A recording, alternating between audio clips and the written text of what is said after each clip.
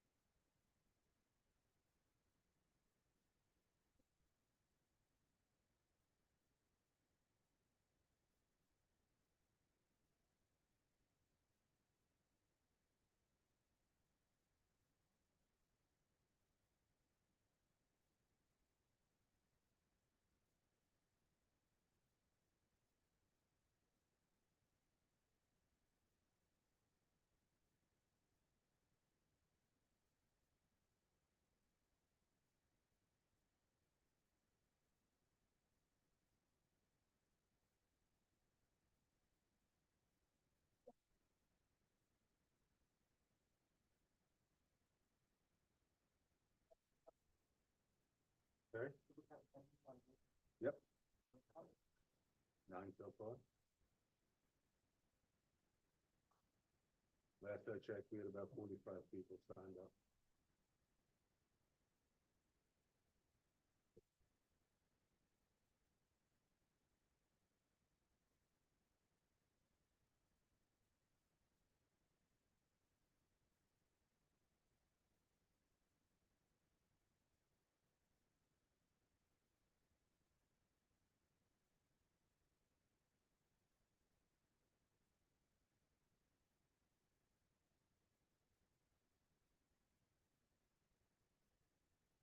Julio Antoinette asked if you be promoted to panelist. Can I promote Jerry Chan as well? He was not asked.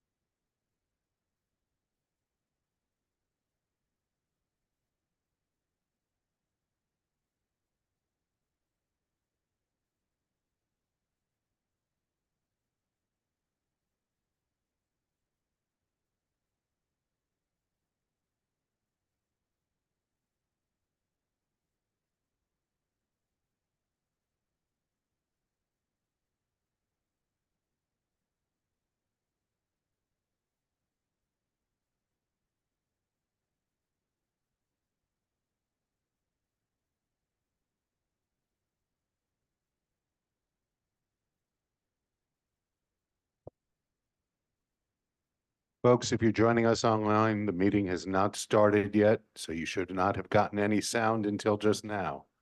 I see one hand raised. Please use the chat or the Q&A function.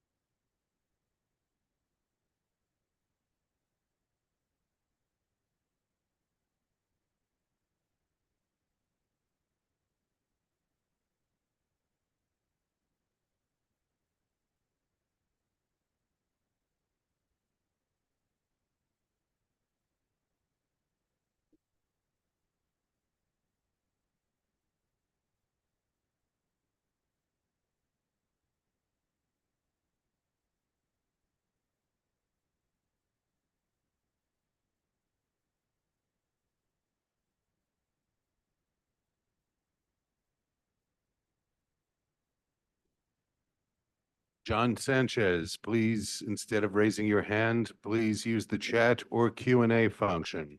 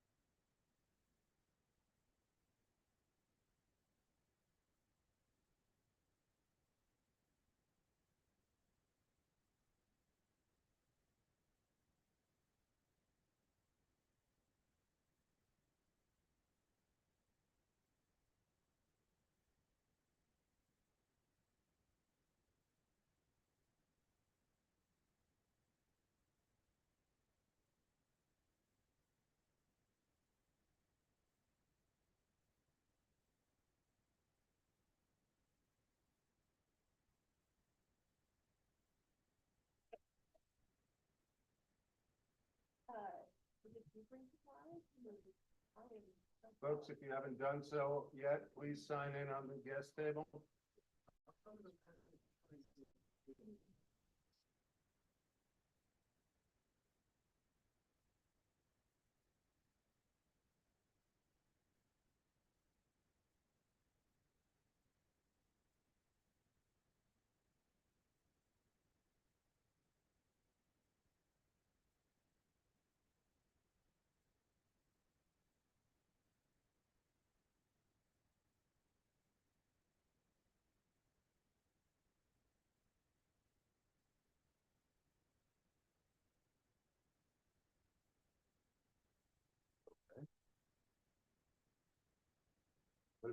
What if they show them? Okay.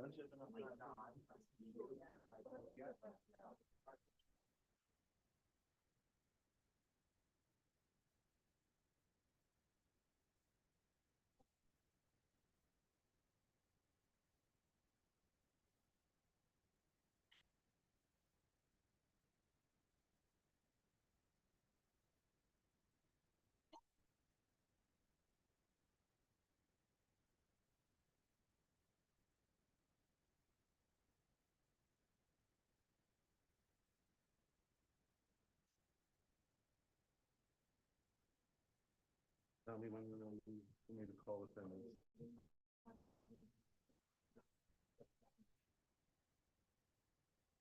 Jeremy, will you do the roll call? Good evening, everyone.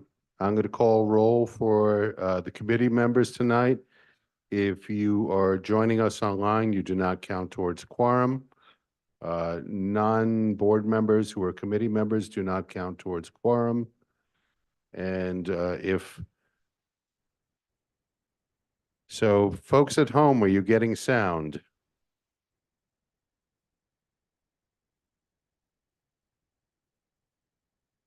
Thank you. So if you're not getting sound, I would suggest that might be your computer. So again, we're going to call quorum. And if you are not on the committee, but you are here tonight, I'm going to write your name down, but I am not going to call you. Let's start with Diana Gonzalez. Here. Thank you. Joan Body. Thank you. Julia Melzer Harris. Thank you. You do not count towards quorum. Nicholas Jackson. Thank you. Jeremy Kaplan. Thank you. Antoinette Martinez. Present. Thank you. Antoinette, you do not count towards quorum. Karen Rolnick. John Santori. Thank you. John, you do not count towards quorum. Maria Roca. Maria Roca, thank you. You do not count towards quorum. You have quorum. Woohoo! Thank you to everyone who made that happen, Julio. So I want to start today off just by reintroducing the folks representing Arrow Linen so they can give us a chance to see who's here. And so I want to kick it over to them to just briefly introduce yourselves.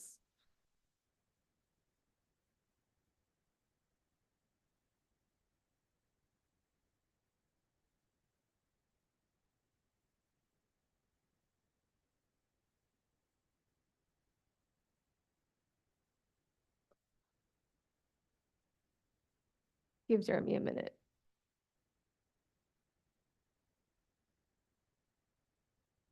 Evelyn, you can unmute yourself.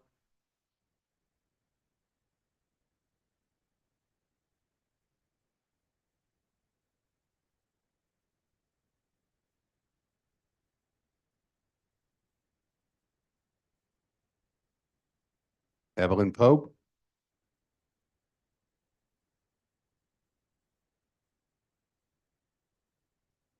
Evelyn Pope.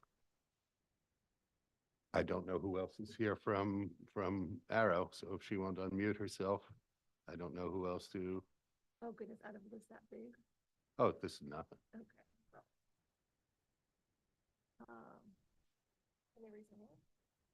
3 other people have already raised their hands, so I don't know. I see, oh, hang on.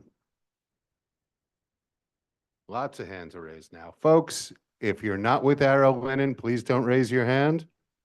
In fact, please put your hand down and use the chat and Q&A.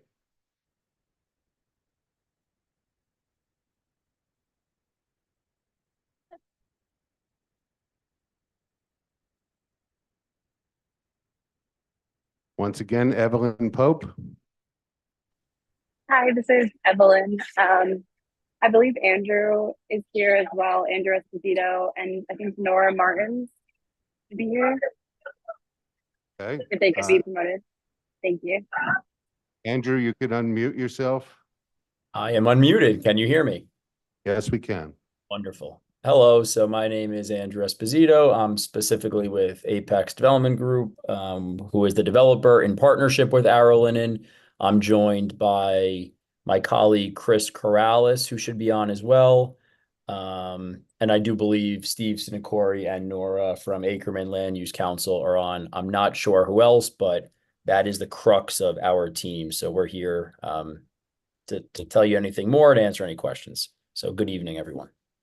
Thank you for introducing everyone. Before we go into Q&A, I did want to give the floor to our 2 electeds who are here, Borough President Antonio Reynoso, if you wanted to say a few words, and Councilmember Shahana Hanif, who just reminded me I have my fan. Thank you so much for having me. Happy to be here.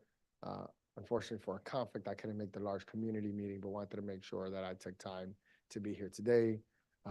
As you all know, housing crisis, and we're all trying to figure out how to get out of it. And there are many levers to pull to be able to get us out of this hole, one of which is housing growth and development. But I want to take as much time as possible to make sure that we're listening to the community, we're hearing folks out, we're really understanding the situation on the ground. And I'm looking forward to the conversation with the community board, who's taken very thoughtful positions on very complex housing issues. So their recommendation that they will make is gonna be very important. But I'm here just listening.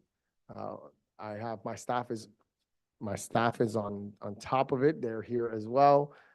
If you guys ever have any questions, please feel free to reach out to the borough president's office. And of course, I have a very close relationship with the councilwoman. We talk constantly, and this is an issue that's very important to both of us. So we're really looking forward to the testimony and to the work of the committee. I just want to say thank you to both chairs of the committee and of the community board and everyone on the community board. And with all intents and purposes, don't forget to spread love. It's the Brooklyn way. Thank you so much for having me.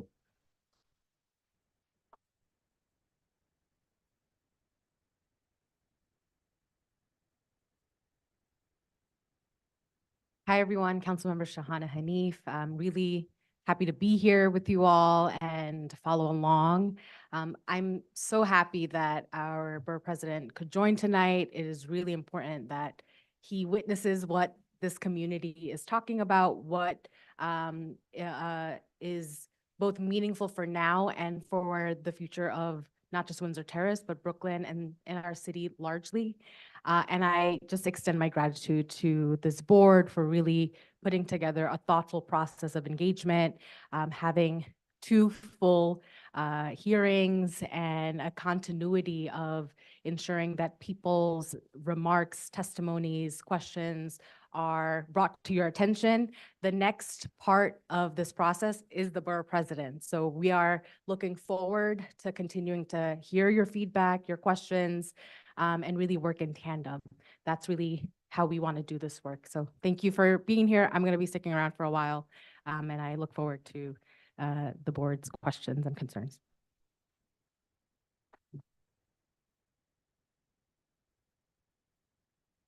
So just for everyone who's catching up, this is the 3rd part of our 3-part meeting. The first part, we heard the presentation and were able to take some public questions. The second part, we took more public questions. Now it comes back to the community boards committee, the Committee on Land Use. And we will vote today on what we want to send to the full community board on Wednesday. So the way I'd like to do this, I'd like to start out by using this time to ask questions of the folks at Arrow Linen. If there were questions that you had based on their presentation that haven't been answered yet, let's do that first. And then we can get to actually discussing where we want to stand on this as a sort of like second round. So I guess I just want to kick it off to any one of our community board members who has questions for Arrow. Yes, Jeremy, go ahead. Yes, please. Yeah.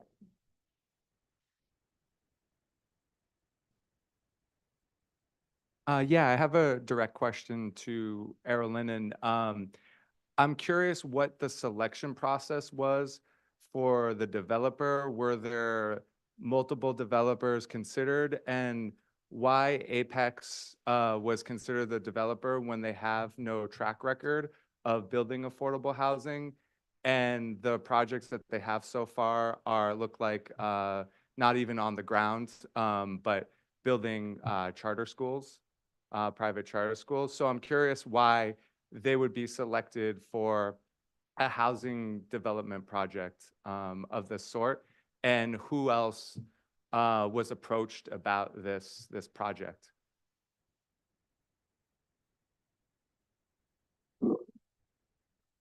So I'm not sure who would answer this for Arrow. So Evelyn, I have allowed you to talk. If you could direct me to who should answer that, I would appreciate it.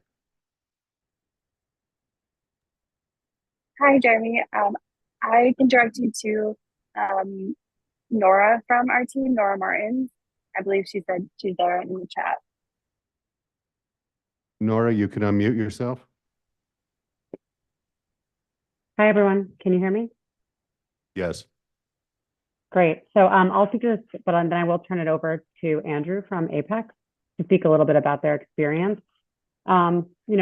The owner did review partnership with other developers. They decided to partner with Apex based on their experience and believing that they would be a good partner and someone that they would like to work with here in keeping this project, with something in the community and something that they will stay involved with. But I'll turn it over to Andrew Esposito, if you could promote him to speak about their experience in development. Andrew, you could unmute yourself. Sure. Hello again. Can you hear me? Yes, we can. I hate to ask that and be redundant. I just want to make sure I'm not speaking to myself. So this question has come up. I think the word shady was used the other night, which I chuckled at, but it's also kind of unfortunate because that couldn't be further from the truth. I'm happy to provide whatever insight or information is helpful. No, we are not historically affordable housing developers. And yes, there are some developers where that is their sole focus. There are reasons for that in the world and the business in which we conduct ourselves. Both myself and Chris, who's my business partner, who is on this call, we both had former lives at former companies and with former partners. Chris, for example, and he could speak a bit if he'd like, has built over 1 million square feet as a contractor in New York City, including 25 plus story buildings in Manhattan. We have a great deal of combined experience in development activities and construction, right? And what is development? Development is design, financing, land entitlement, construction, refinance, disposition, etc. Frankly, affordable housing from a constructability and construction standpoint is among one of the more simplistic asset classes. And we have had, with prior partnership groups, we have had some degree of experience within the affordable housing realm and certainly housing. We've also done hotel and hospitality, et cetera. So really a wide range of experiences that lend themselves to what this project would be. I'll also add that we are working with an HPD/affordable housing consultant as a third party who does have a great deal of expertise within some of the HPD financing and some of those intricacies. But the overarching development process is something that we do every day. My partner, Chris, has been doing it for over 20 years at this point. I'm an attorney by academia, but since law school, I never practiced. My first job was for a developer. And then I was in partnership with, multiple other folks before starting our company a few years ago. So this is what we live, breathe, eat, and sleep every day. I'd be happy to tell anyone anything further that could be helpful, but that's a little bit about us. And just lastly, and to wrap up, folks, going to the selection process, I can't exactly tell you why others were not selected. What I can tell you, and to dispel some of the myths and the rumors that have been circulating, and I think one of the reasons why we were ultimately elected to proceed here is that we are not purchasing for the highest price. We are not Catholic Charities where we're purchasing the site to develop. Arrow Linen, the Magliocco family, very much intends and has from day one to stay in ownership and to enter into a partnership type of structure here, right? So if the goal was to sell for the tippity top dollar, I can assure everyone it would not have been me. The purpose here was collaboration with the Magliocco family. Not every, and I'd venture so far as to say that many developers would not choose or be willing to joint venture or partner with a family that is not in the real estate business. We were both willing to and happy to, and we thought this was a wonderful project that we've been happy to have an opportunity to hear everyone's critiques, criticisms, etc. I hope some of that was helpful. Thank you. Does anyone else have any questions? Nick, then John, and then Julia.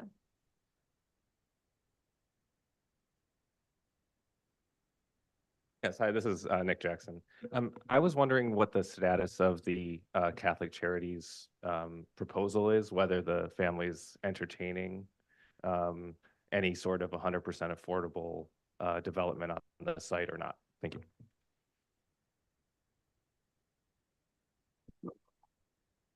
So Andrew, you're still unmuted. Either you or you could direct me to somebody else from your team. I can't speak to that because I don't know candidly. I can tell you that I have not expressly seen any concrete offer of purchase or partnership whatsoever. I'll try, why don't we try to kick it over to Nora if she has anything to add? I suspect she might not, and I'm not quite sure who else is on. I apologize, I can't see the list, but I'm not sure the answer to that.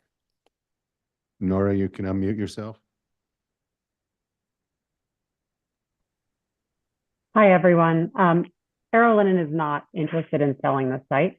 The idea is, they've been a long-term property owner and a member of this community, and they intend to develop this site. John was next.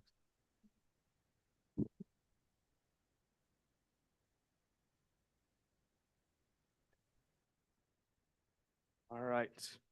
So my question was kind of a multi-parter because a little bit of information overload at the public hearing portion. So I wanted to ask from some of the stuff I heard that the reason you're seeking a rezoning is because you're looking to get a 13-story building, but there were a lot of people talking about a 7-story building. As I understand it, a 7-story would still require a rezoning. Is that correct? I think the R5 only allowed 4 stories. That's correct. It would still require rezoning. And would the group still be interested in redeveloping the property if the rezoning didn't go through with the as of right 4-story?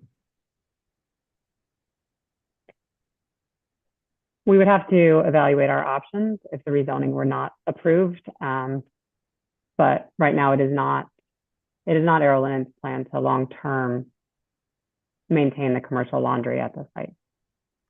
Okay. And then related to that, I know that you're seeking as part of the rezoning, there's mandatory inclusionary housing. And so there was also a lot of discussion about the city of yes and how that would actually increase the amount of space that could be built. I think I heard like 19 stories or something like that.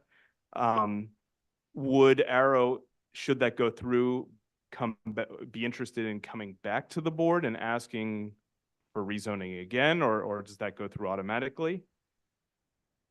Yes, so I'm happy to clear up some things about this because I think there was a lot of confusing information presented at the public hearing.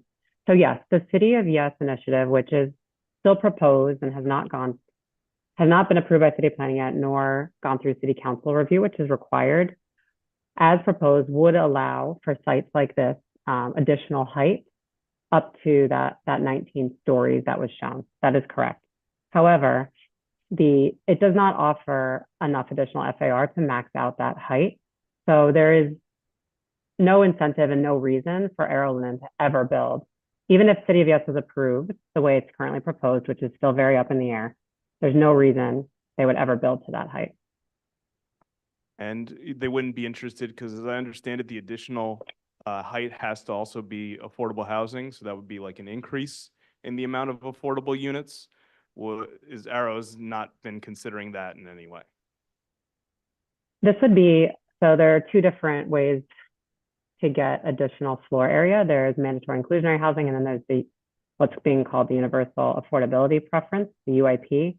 This site, because it's going through a rezoning, would be subject to MIH, mandatory inclusionary housing, which is what we're proposing.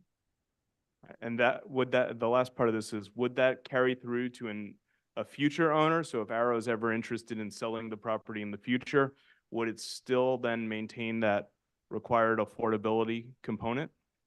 Absolutely. That is mapped along with the rezoning and binds anyone who ever develops residential on the site. All right, thank you. Any other questions? Yes, Julia. And then we'll go on. Yep.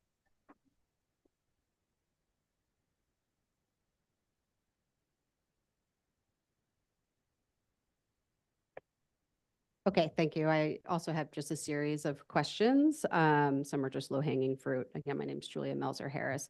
I just want to confirm, so Arrow, I know you indicated they intend to remain as owner of the site, so they would be the penultimate landlord to future tenants and residents, correct? Yes, Will this be 100% rentals, or is there any consideration to condo buildings as part of this proposal? the current proposal is rental. Is there, under the, proposal or zoning, is it conceivable that it could be condos instead of rentals? I mean, it would be legally permitted, but that's not the proposal. Okay. Are you willing to share, a community member from the last week's meeting requested for you to share the market rate rents that are proposed? Or is that something you're willing to share with the community board?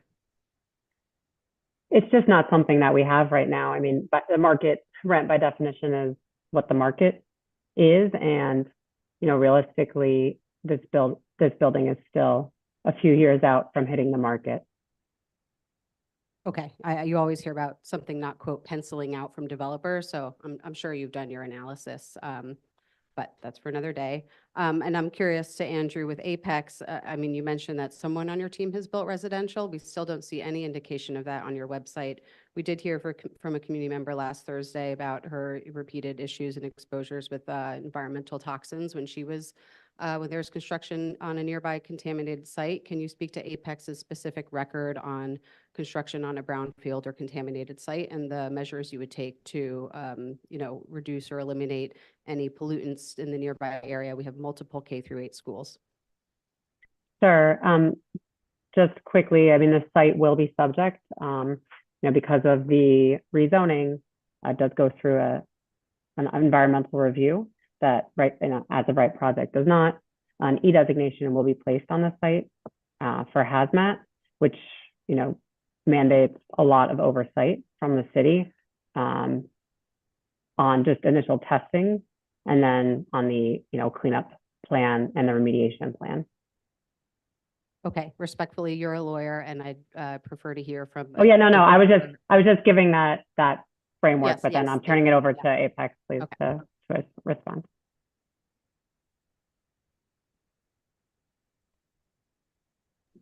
Oh, can you hear me? Yes. Okay, so yeah, so there will be an E designation. Obviously, we've done certainly routine phase one. There's a great deal of environmental within the EAS, but there will be an E designation for hazmat. So we're going to go through OER, the mayor's office for environmental remediation. For those who aren't familiar, typical approval process for an as of right type of development is through New York City DEP.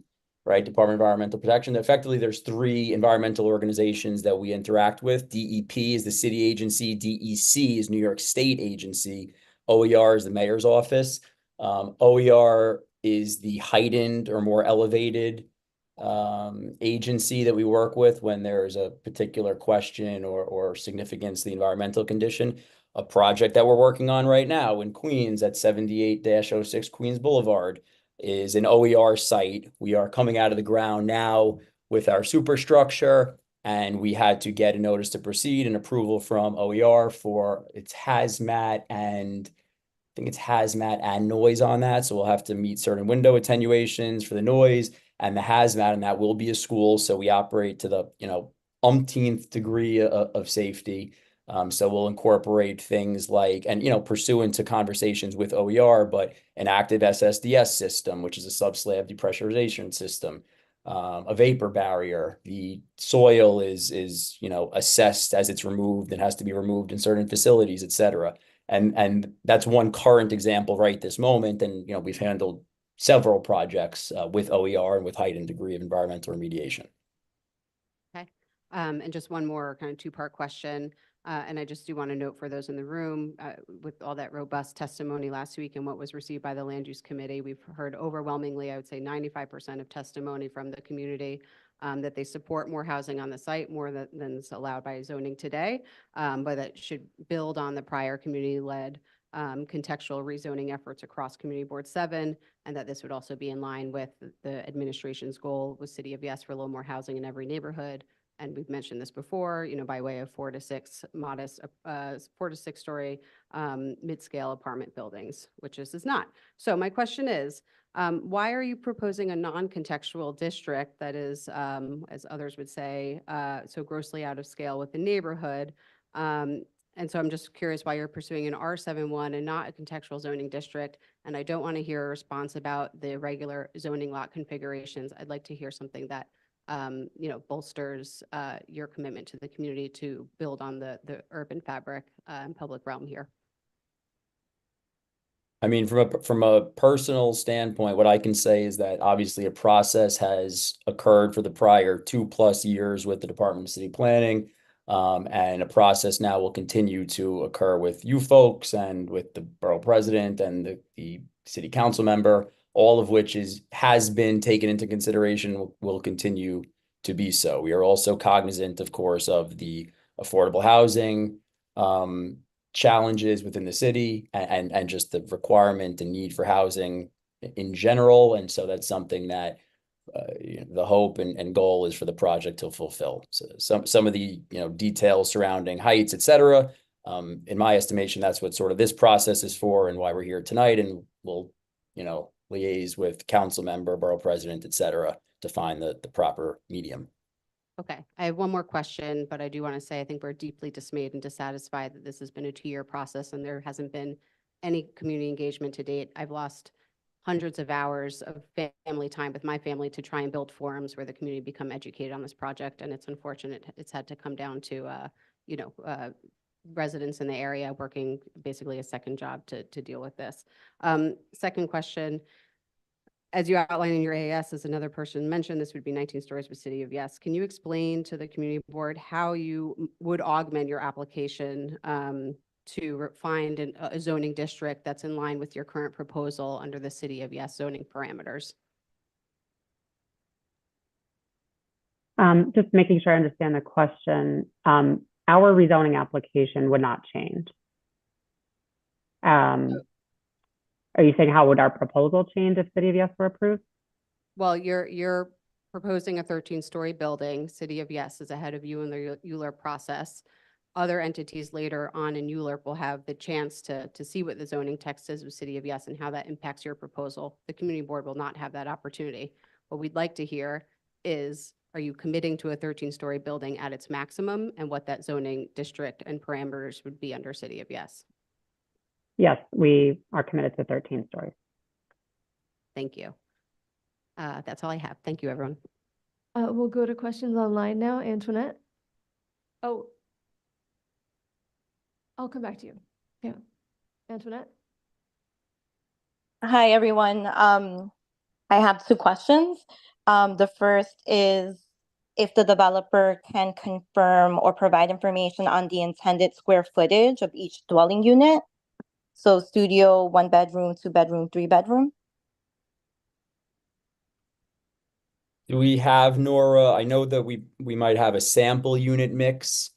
I'm not sure if that's been shared. I think it might have been within your presentation. Yes, I do have the unit mixes. I don't have the average square footages for the units. That is information we could provide later, but I will say that the average, we have studios through 3 bedrooms with a significant number of 2 and 3 bedrooms. And based on the square footage and which is about 249,000 and the unit count, which is 244, that's over an average of the average is over 1,000 square feet per unit.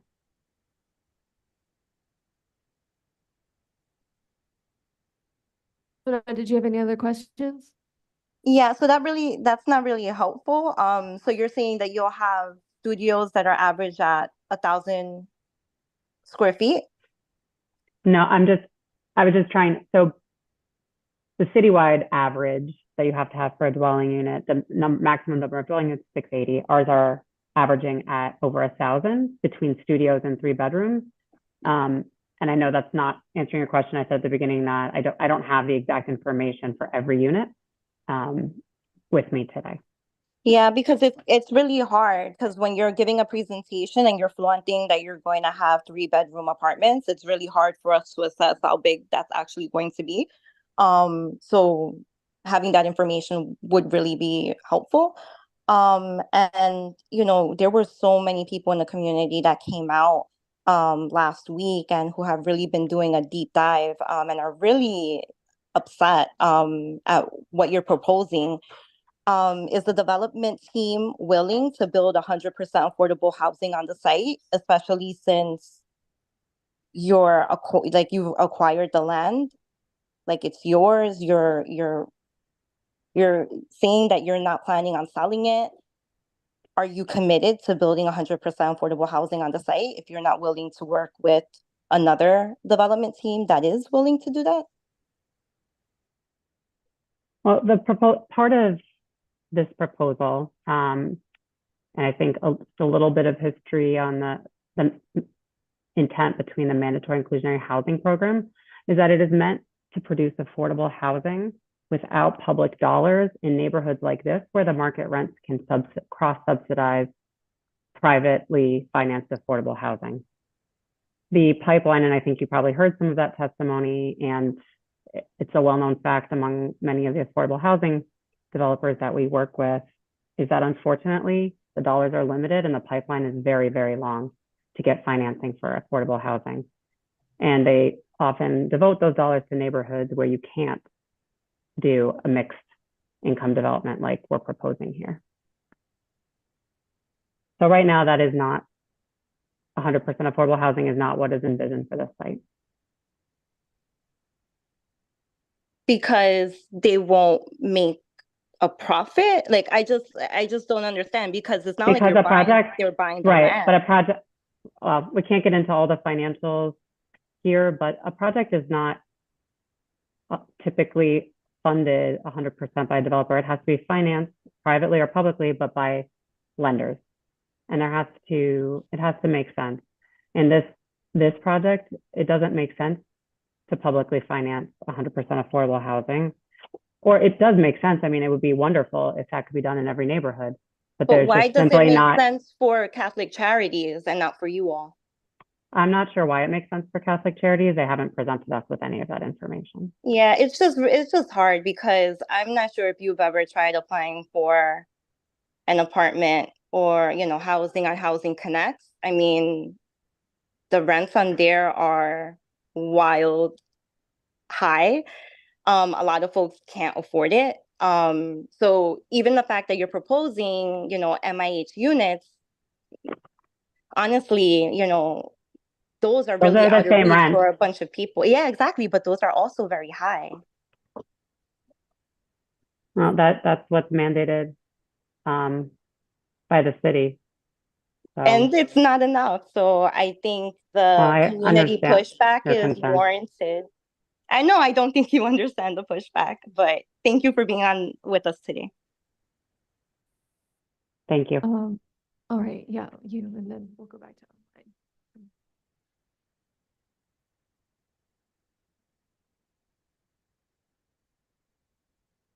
online. John Santor. I'm not a board member, but a public member, and I live on 56th Street. I am a renter. So we heard that Arrow is saying that, sorry, we're talking with Nora right now, right? Yeah. Yes, our team is all available for questions. Sure.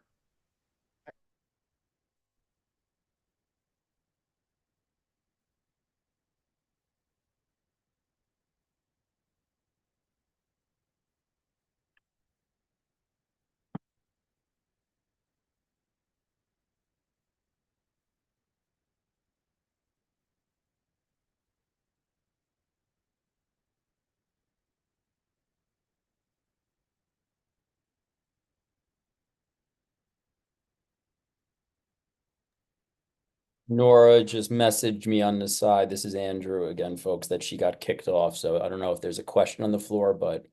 Oh, sorry, I'm back now. Apologies.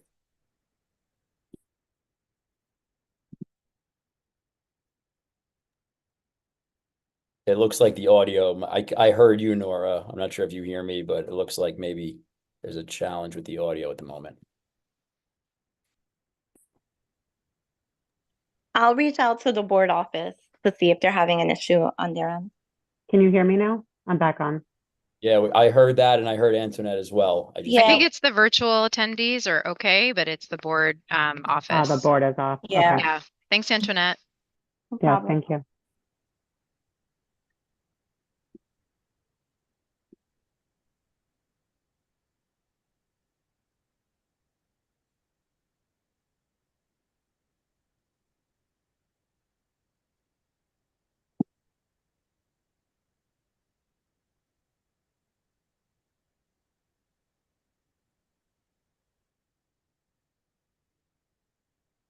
Can folks online hear the sound of my voice?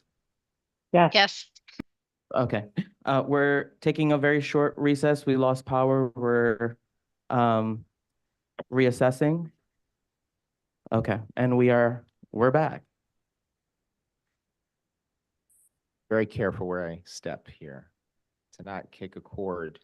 After a rezoning is passed, could a development plan change? So we see a plan, but if a rezoning is passed, couldn't the developers and the owner in question just change the plan? I mean, do they have the legal right to do it? Yes. Yes. The plan So can, this as long as it project complies that- with the zoning. As long as okay, so Arrow is saying that this is the plan, full stop. The plan will not be any larger. It also just won't be a different plan. You're publicly committing that this is the proposal. Is that right? Yes, yes. And it's fully intended to be this as designed. I mean, sometimes things change over years and when you actually do construction drawings, but this is the intended overall mapping of the project. Okay. But you're not legally required to keep this proposal. Is that Correct. right? You could change the proposal. Yes, correct. Okay. Can you talk about, so I always have questions about the economics of these proposals, which is not something I understand well. Arrow is holding on to the site, right? It's not selling the site. So it intends to become a landlord. Can you let us know how much money Arrow would make in terms of profit by developing this? And I ask that with out of genuine curiosity, because I truly don't know how profitable it is to do projects like this. Can you share any information about that? Like how much money Arrow would expect to make on a yearly basis from this project getting built? No, that's not information that I have. Can you give us a rough estimate? No, I really can't. I don't have that information at all. I'm a land use attorney. The reason I ask is because we're told by we, I just mean community members like me, that there's an economic calculus in these projects and that there's a certain amount of, there's something you can build based on available financing. But could that change? I mean, if how much would it cost Arrow to significantly increase, for example, the affordability numbers for the project? If Arrow were to accept less profit, could it build more affordable housing on this site? Is that anything you could speak to? Not really, no, except that it starts to become, as you increase the affordable housing, it does become more difficult to finance unless it's a 100% affordable project, in which case it goes to the public financing dilemma that I discussed earlier. Okay, but you But can't that's give as us a much as sense I of can say. how- No, I can't. I'm sorry. And I don't have that many questions, so I'm going to try to move. But can you not say that because it's too difficult to calculate, or just because it's not information that Arrow is willing to share? It's not information that I have. You don't have it, or you're not willing to share it? I don't have it. Okay, so I'm interpreting that to say you don't know the answer. I'm not trying to be coy or annoying. I'm honestly I'm asking sincerely, because I think that's a problem in these conversations. Julie, I'm sorry, I just met Julie for the first time. Julie, are you from Windsor Terrace? Because you mentioned hundreds of hours invested in trying to engage with Arrow. John, if you can please direct questions to the presenter I only. can't. Yeah, thank you. Oh, I see. Okay, I was just trying to clarify her experience with the developer about their community input. So let me just ask one or two other questions. So we've heard that there's a plan from Catholic Charities. Is there anybody on the call who can speak to that plan? Was a proposal ever presented that actually details what Catholic Charities could build or how they would finance it? And is there any documentation that has been presented to anyone that shows the economics of Catholic's proposal, Catholic Charities proposal? Is that a question for the applicant or for the board? Is there, I mean, anyone on the call, I guess, so if I'm only allowed to Only the ask them, presenter. right? So is anybody presenting able to say, was anything tangible put together by Catholic Charities that explained how it was, what it was proposing, what it was actually proposing? No, And that how was it never would be financed? presented. That was never presented to our client or to our team. So Arrow has never been given a proposal by Catholic Charities that actually explains what it would build and how it would build it and how it No. would finance it. No, not Correct. to my knowledge. A resounding correct. So I think that's very important too. So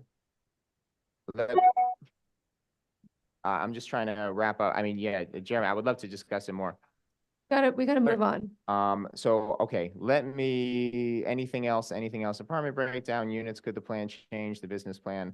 Okay, those are my central questions. Oh, I'm sorry, the last question. Can Arrow share anything about the cost of constructing this project and whether or not that cost could be reduced through design changes, material changes, any changes at all that can give us a sense of how expensive this project would be or whether it could be less expensive to build with changes?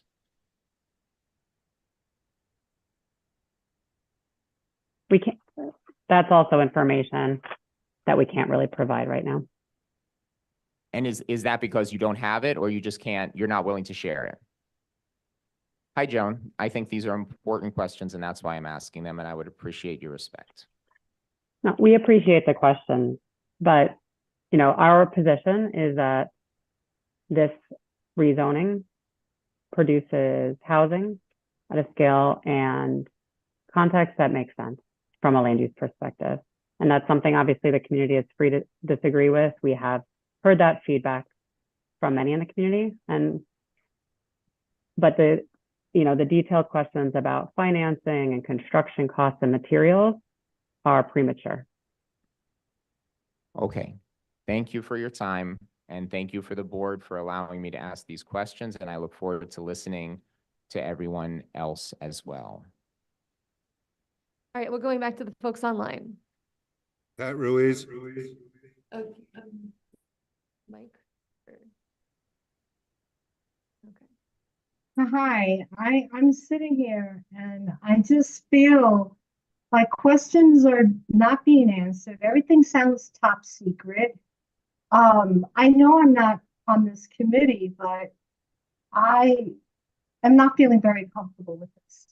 And that's really all it is. The questions I had, I don't even want to be bothered with because I think she's not going to be able to respond or she can't respond. So I'm just not going to waste my time. But thank you. Thank you. Diane Hauk Johnson, you can unmute yourself. Hello. Okay, so new information came to light tonight. Maybe it's just new for me that the Arrow Linen, and I will call them the family or the owners, intends to keep the property and continue to own the property. What has been presented to us in the past, and I remember something called conveyance, that if the property were rezoned, there would be conveyance to the new owner. Now it's being brought to light today that supposedly they intend to keep the property. It makes me wonder why, when they can sell for a very high dollar. Diane, is there a question in there? Yes, there is a question. My question is that this is the only question. Things are proceeding at a very rapid pace with very little clarity and openness, and people don't know answers. And I think we need to go back to the drawing board until the proposed developers can submit the answers to the many questions that have been asked. Thank you.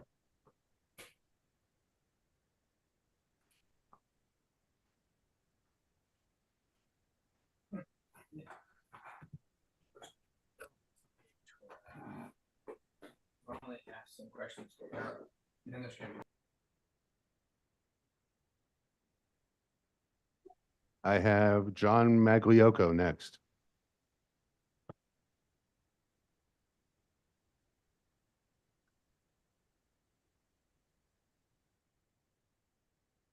John?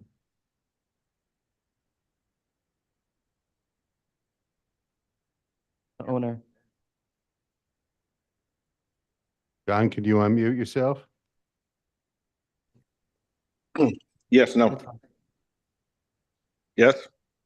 Yeah, we Your hear hand you. was raised. We called on you. Yeah, no, accidentally. I'm sorry. Problem. Jorge Muniz Reyes, you could unmute yourself.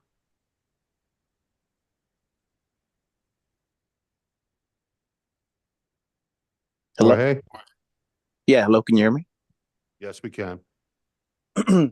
Yeah, I'll be short and sweet. I live in Community Board 7. I appreciate the discussion tonight. I think it's a good conversation to have. Personally, my only question really for the developers, Arrow Linen, and the folks here is really to go back to the drawing board. I think from what I've been hearing in my neighborhood, from talking to the Windsor Terrace people, it seems a lot of people think that the proposal you submit is just way too big and people want significant more affordable housing. So I think, if you don't want to consider Catholic Charities' proposal, if y'all want to come up with something different, fine. But really it's, this is just my personal opinion. Y'all can take it or leave it. It seems like y'all should really do some deeper listening and provide a proposal here that's more in context with the neighbors and what they want and avoid all this ugly hassle and disagreement that you're seeing here tonight. So it's not even really a question, it's more comment. And I hope, the owner who, seems like they're on the line, they're involved, will come back to the table and propose something more reasonable with more affordable housing for the neighborhood. So just leave it at that. And, thank you for your time. So folks, this is a time for Q&A. We have had more than 1,000 public testimonies received so far. So this is for clarifying questions. So please only have your hand up for questions.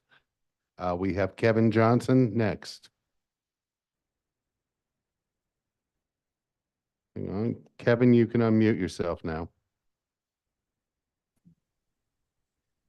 I do not have a question at this time. Thank you. You and everybody else can send written testimony. We are still collecting that. Yeah, all you. Go Sir ahead. with the black shirt. Yes, if you can. Yeah.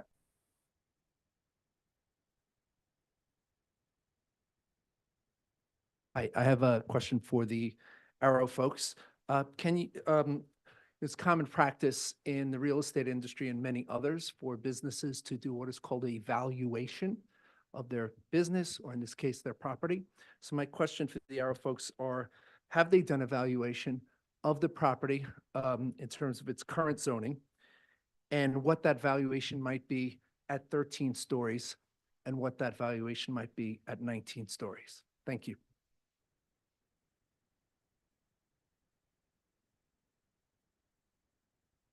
Do we have a taker on that one, folks from Arrow? Hi, thanks for the question. We do not.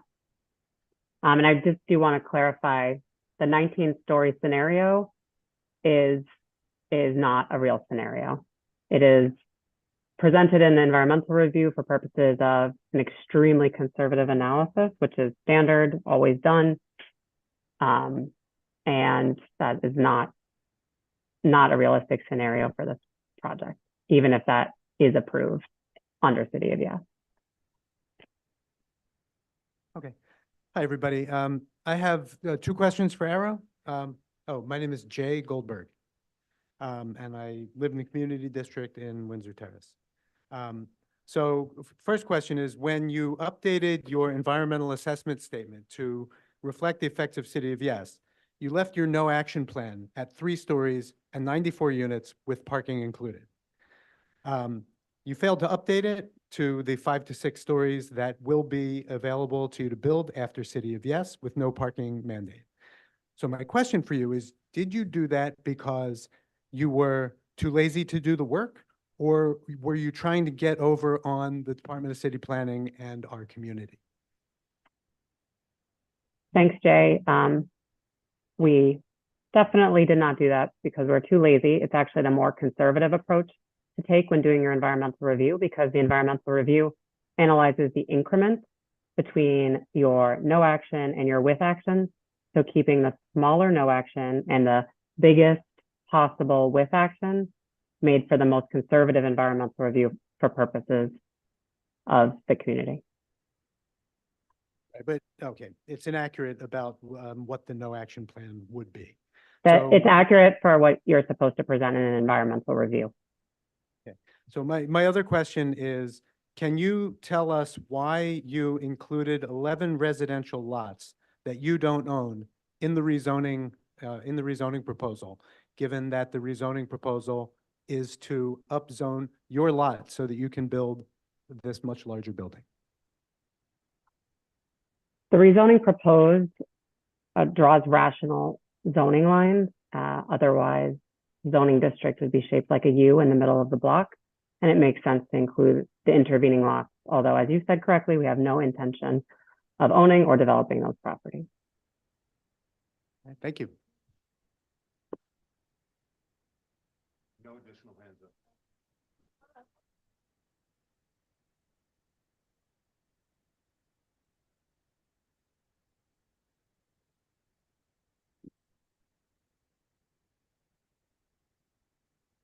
Good evening. My questions are for anyone in the development team, whether lawyers, financial people, owners, whoever.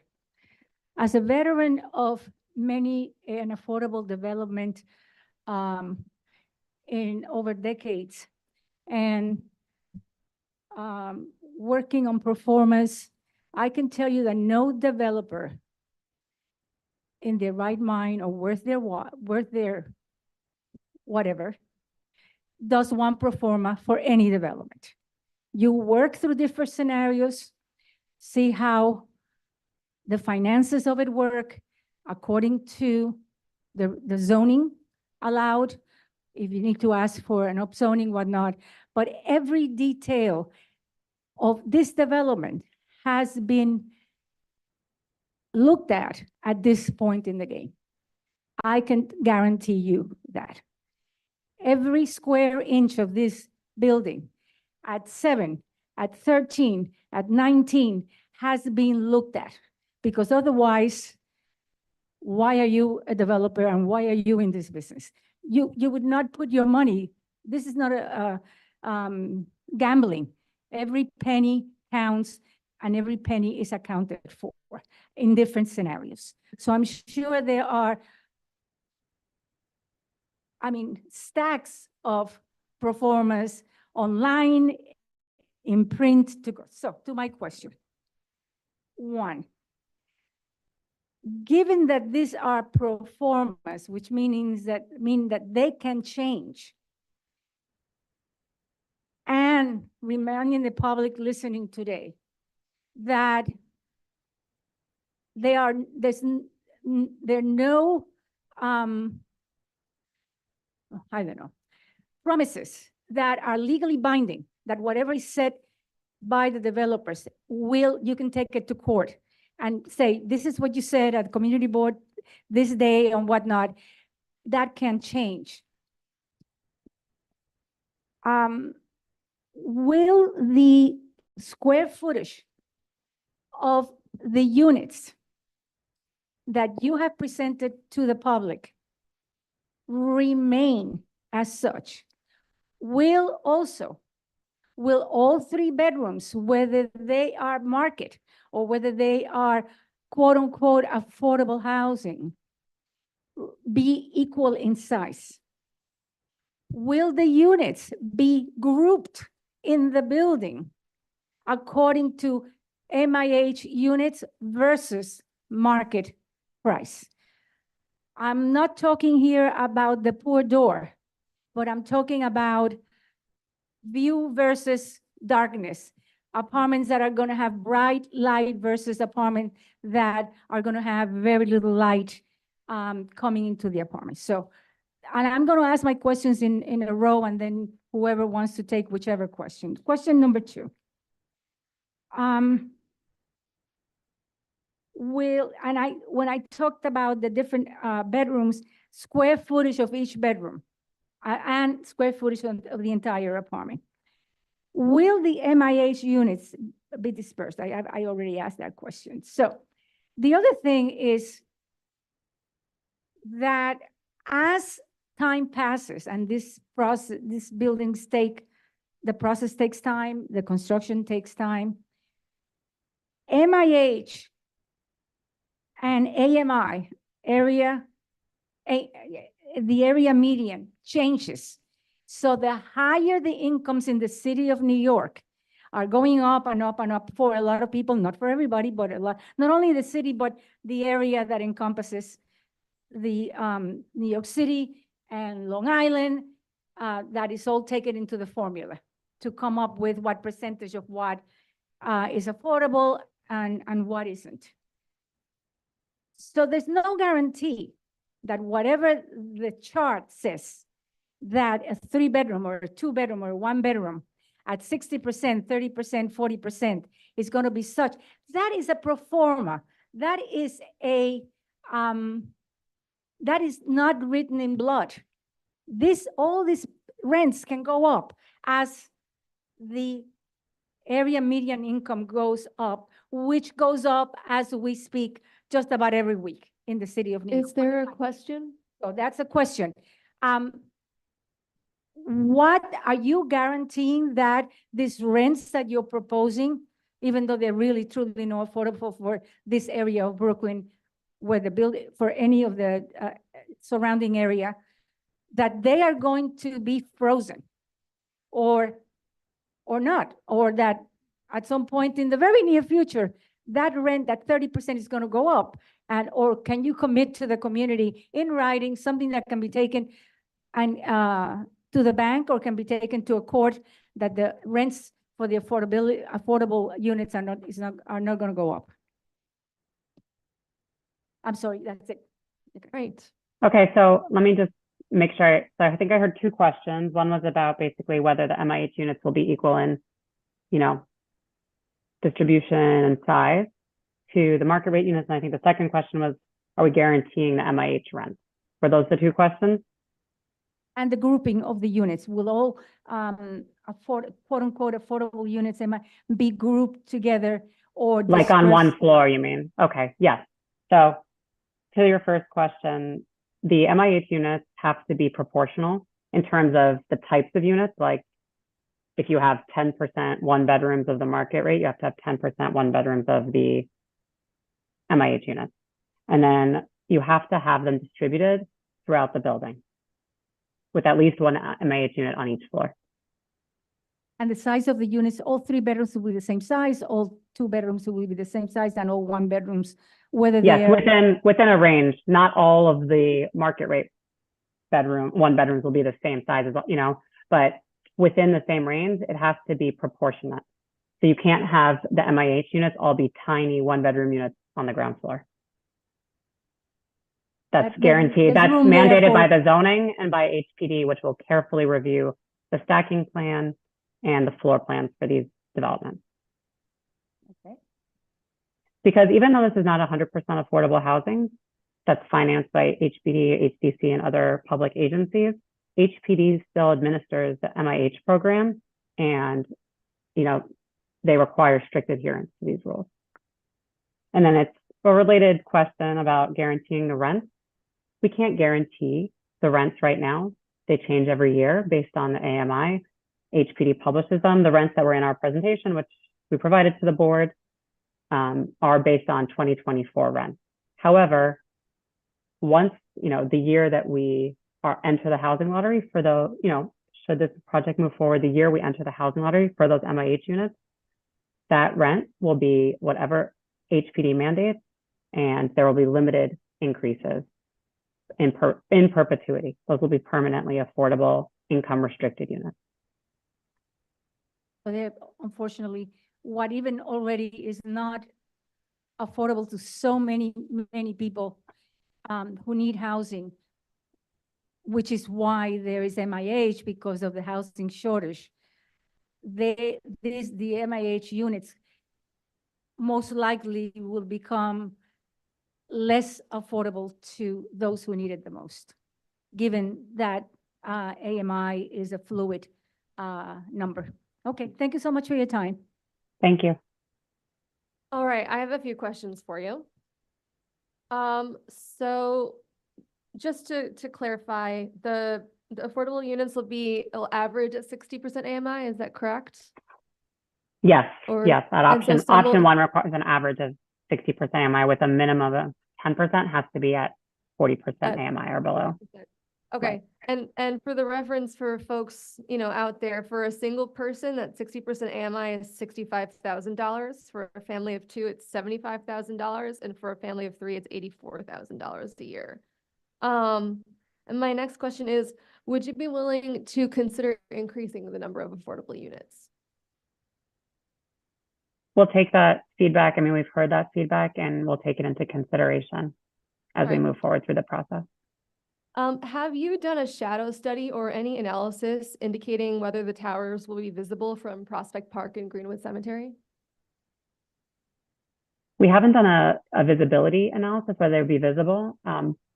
They likely would be visible to some degree, but we did do a shadow analysis as part of the environmental review process, and the proposed development would not cast any new shadows on any sunlight sensitive resources like Prospect Park.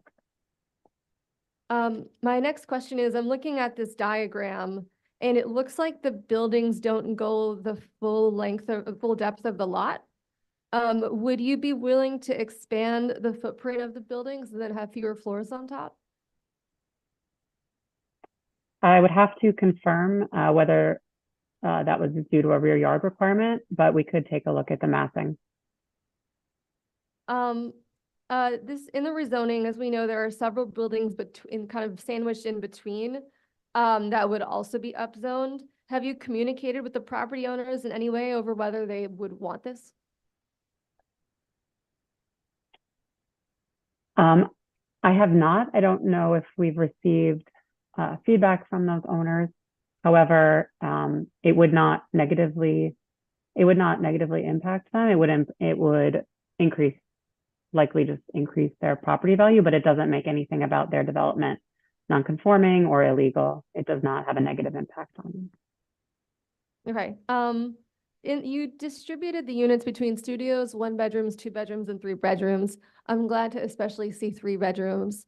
Would it be possible to actually do more of that? Because the neighborhood already has a lot of taller buildings that have a lot of studios and 1 bedrooms in them, and we don't really need a whole lot more of that. We're also seeing so much that, the young people who we think might occupy a single are actually getting into roommate situations. And so 3 bedrooms are particularly desirable, not just for families, but for roommates as well. Yes, I mean, we do have a much higher percentage of 2 and 3 bedrooms than a typical, much higher than a typical development. As you noted, a lot of new development is concentrated on studio and 1 bedroom, but we'll take that under consideration as well. Thank you. Yeah, and then in terms of the Catholic charities, I know there's been a lot of discussion of this. Can you detail what, if any, communications you've had with them?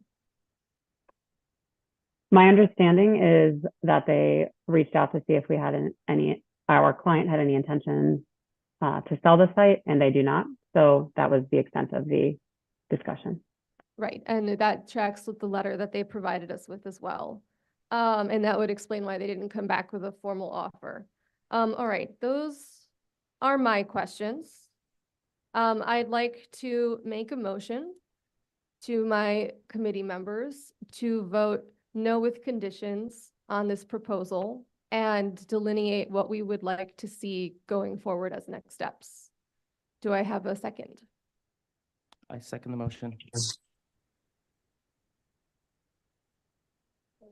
We do discussion now? Okay, who wants to talk? Yeah. Yeah.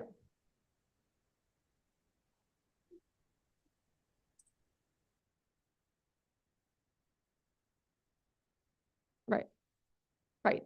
So the protocol is to make the motion and discuss the motion, and the motion can be amended as through the course of the discussion. We- There wouldn't be any motion on the floor to discuss. So there's a motion on the floor, it has been seconded, and now we're discussing the motion on the floor. So that motion has to be handled before any other discussion. Oh, yeah, Antoinette? I'm proposing no with conditions.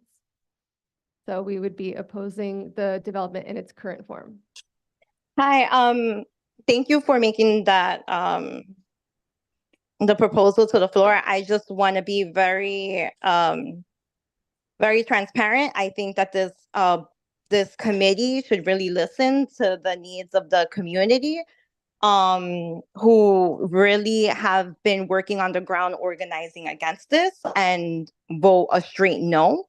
I understand that we're going to be entertaining conversation about the no with conditions, but I just want to make that appeal to this committee. I feel the development team really didn't answer a number of the questions that we've had. And I just don't see how we can vote any other way. I think someone ran the numbers from all of the written testimonies that were sent in, and it was overwhelming response of folks who wrote in saying that they're completely against the proposal as is.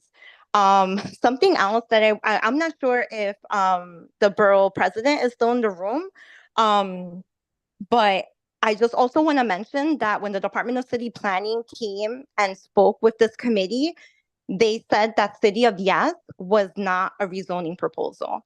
And it's just, and I understand that Nora, spoke at length about how, they're not looking to build 19 stories, even though that's what City of Yes, can allow. But I think that if it's on the application, and if the city allows it, that is fair game, and I think that needs to be taken seriously, and into consideration. And I think it's really disingenuous that the Department of City Planning, when they spoke to us about City of Yes, they said this is not a rezoning proposal. You all will still have that authority, and it just feels like they're opening the floodgates with this, and I feel like this is going to be the first of many that we're going to see coming in, and I think that this committee needs to really come together and tackle and come up with a plan for how we're going to address this, and because it just feels like it's going to be spot rezoning after spot rezoning, especially if City of Yes passes. So sorry for that lengthy response, but I wanted to make that point.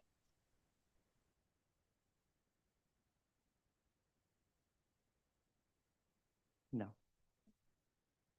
Right now right now the motion is no with comments, and we're taking comments for the motion. Yeah, we'll switch it up. We'll do online first this time. Katie? Can you hear me okay? Yep. Okay, thank you. I think there was the question that I had and that I heard the response to is around if there's a commitment to do more affordable housing. And I think the response was we'll come back and see. That was one of the main things I wanted to ask. But I just wanted to offer that what does a vote like no with conditions mean? Just to state that it's a way for the community board to state its values. It's a way for the community board and the committee to talk about the things that we want to see when we see development, and what that would look like. And it's a way to feed that back both to the broader community in terms of reflecting things that we've heard with public comment, but also to our local elected officials, and again, to the kind of development we want to see. And so I think what I would just offer as a kind of follow-up to Antoinette, your perspective, is just to also offer that's a way for the community board, when the board says something like no with, if that is the direction in which this goes, no with conditions. It's a statement of values and principles, and then also signaling. Thank you. All right, Nick first, then Jeremy.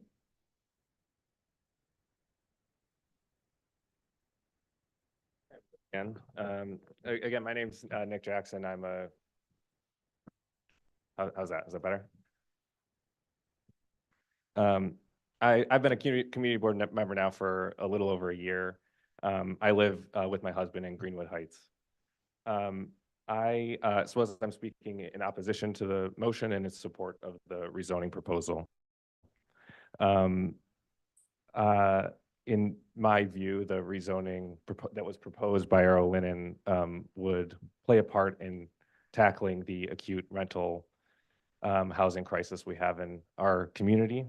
And so I would support the rezoning proposal with certain conditions, including more affordable units. My understanding of how housing markets work, and it's limited, but I've done my best to do research to prepare for today.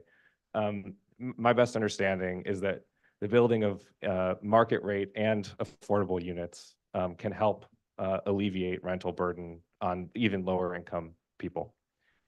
So even though there's 183 market rate units being built, being proposed rather, and 61 affordable, I think all of those units can play a role in lowering rents for the most rent burdened and low income people in our community.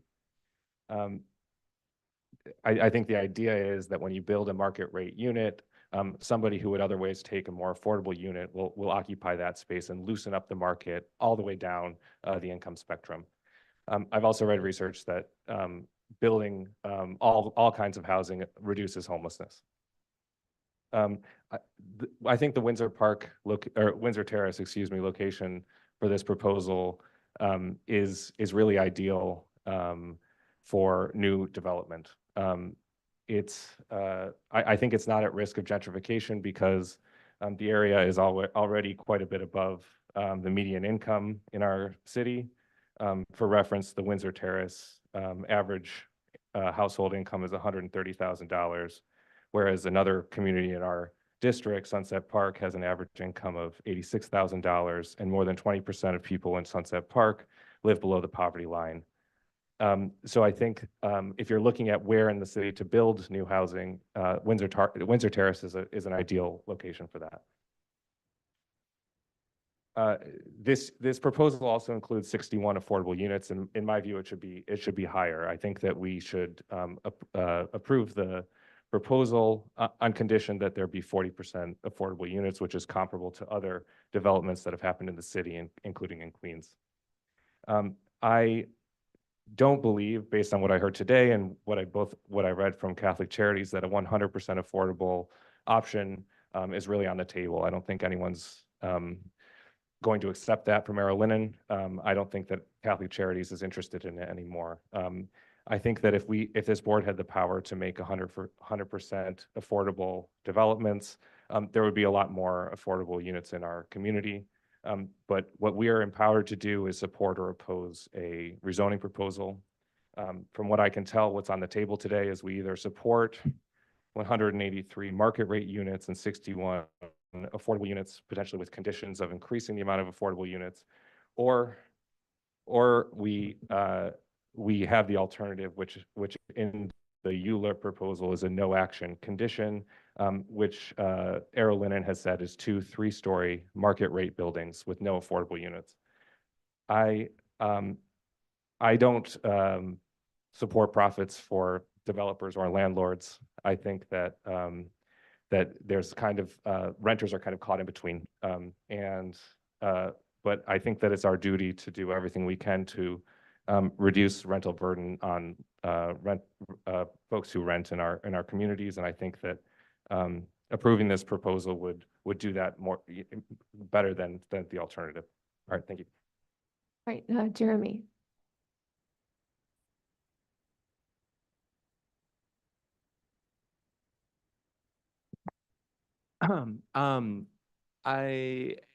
When I've heard sort of these notions about we can't build 100% affordable housing, I think a lot about the two developments that Fifth Avenue Committee has done within our district. And I think we need to look at the similarities because basically the Arrow Linden family does not have any land cost and they will be owning this property. We should be seeing this almost as essentially as public land, that if they're willing to build affordable housing on it. And I think the question is right now, and what we're seeing basically is, do they want to maximize their profits or do they want to do right by the community? And I think it's incredibly important for us to be talking about that the housing crisis is a crisis of affordability and not a housing crisis of market rate building. We have been doing these same spot rezonings for decades. MIH has been around for 3 or 4 decades, I can't remember how long, and has failed. These are failed programs, and we keep doing this and thinking that the housing market is going to be magically fixed by developers. They haven't fixed it. They're actually the problem. And so the thing is, when we actually have a proposal sitting here at 100% affordable housing that Catholic Charities has said is only viable if there's no rezoning, and they could do it between 7 and 9 stories at 100% affordable housing. And they said basically anything above that, 13 stories, they couldn't offer a market rate, basically give enough money to Arrow Linden to meet a private developer. The question is then, is that Arrow Linden will do fine accepting 100% affordable housing and tens of millions of dollars to build 100% affordable housing. So this is really what we're debating this, but it's basically the profits of Arrow Linden right now over why we can't build 100% affordable housing. It does pencil out because Arrow Linden has no land cost. It does pencil out because at the end of the day, what happens is 100% affordable housing is not subsidized. It's not coming out of the pocket of Arrow Linden. It's funded and subsidized by us. So we say we have values and we want to see more affordable housing. Let's put our money where our mouth is and say no to this, and then say we're not going to accept anything but 100% affordable housing. If we really believe we have a housing crisis, which we should, it is on the affordable level. The vacancy rates, and this is data that everybody has agreed upon, vacancy rates for $1,500 or less apartments is 0.1%. Vacancy rates for $4,000 market rate apartments are 5% or higher. There is plenty of market rate housing that is not dropping prices enough for people who are being evicted. So that's the problem, is that you can spout out a bunch of Furman studies that actually don't even show that much about dropping prices, taking decades to drop prices. And at the same time, I look at the rent stabilized tenants who are there, and I look at the fact that they're rezoning 4 houses that they don't even own. And that's putting a target on those people's backs. I don't think we should at all consider a rezoning that has 4 houses or nine houses that literally we heard them testify against this rezoning. Now they're going to face increased pressure from other developers to say, wow, they got 13, they got 19 stories. We're going to do exactly the same. And they're going to face that harassment. And we've seen that in Sunset Park. And I think it's very important to look at the fact that Windsor Terrace was and still has, and this area of Windsor Terrace still has a working class base and is very similar to a lot of our neighbors in Sunset Park. I'm a rent stabilized tenant. I see 59 rent stabilized tenants on this block who will be threatened by displacement. People will look at those owners and say, I can make now a 19-story building and make tens or hundreds of millions of dollars. Why wouldn't I buy out these rent stabilized tenants and buy out this building and take it over? And so for me, these are the considerations that we have to have. And we have to say, here are our principles. Our principles are we have affordable housing crisis, and we need to take dramatic action to meet that. Not the same old failed policies that we've been doing. We've been talking about spot rezonings for forever. And these have always failed. And everyone says, oh, we got to have more housing. That hasn't met the needs. That's why we're in this housing crisis right now. We've let developers dictate the terms for far too long.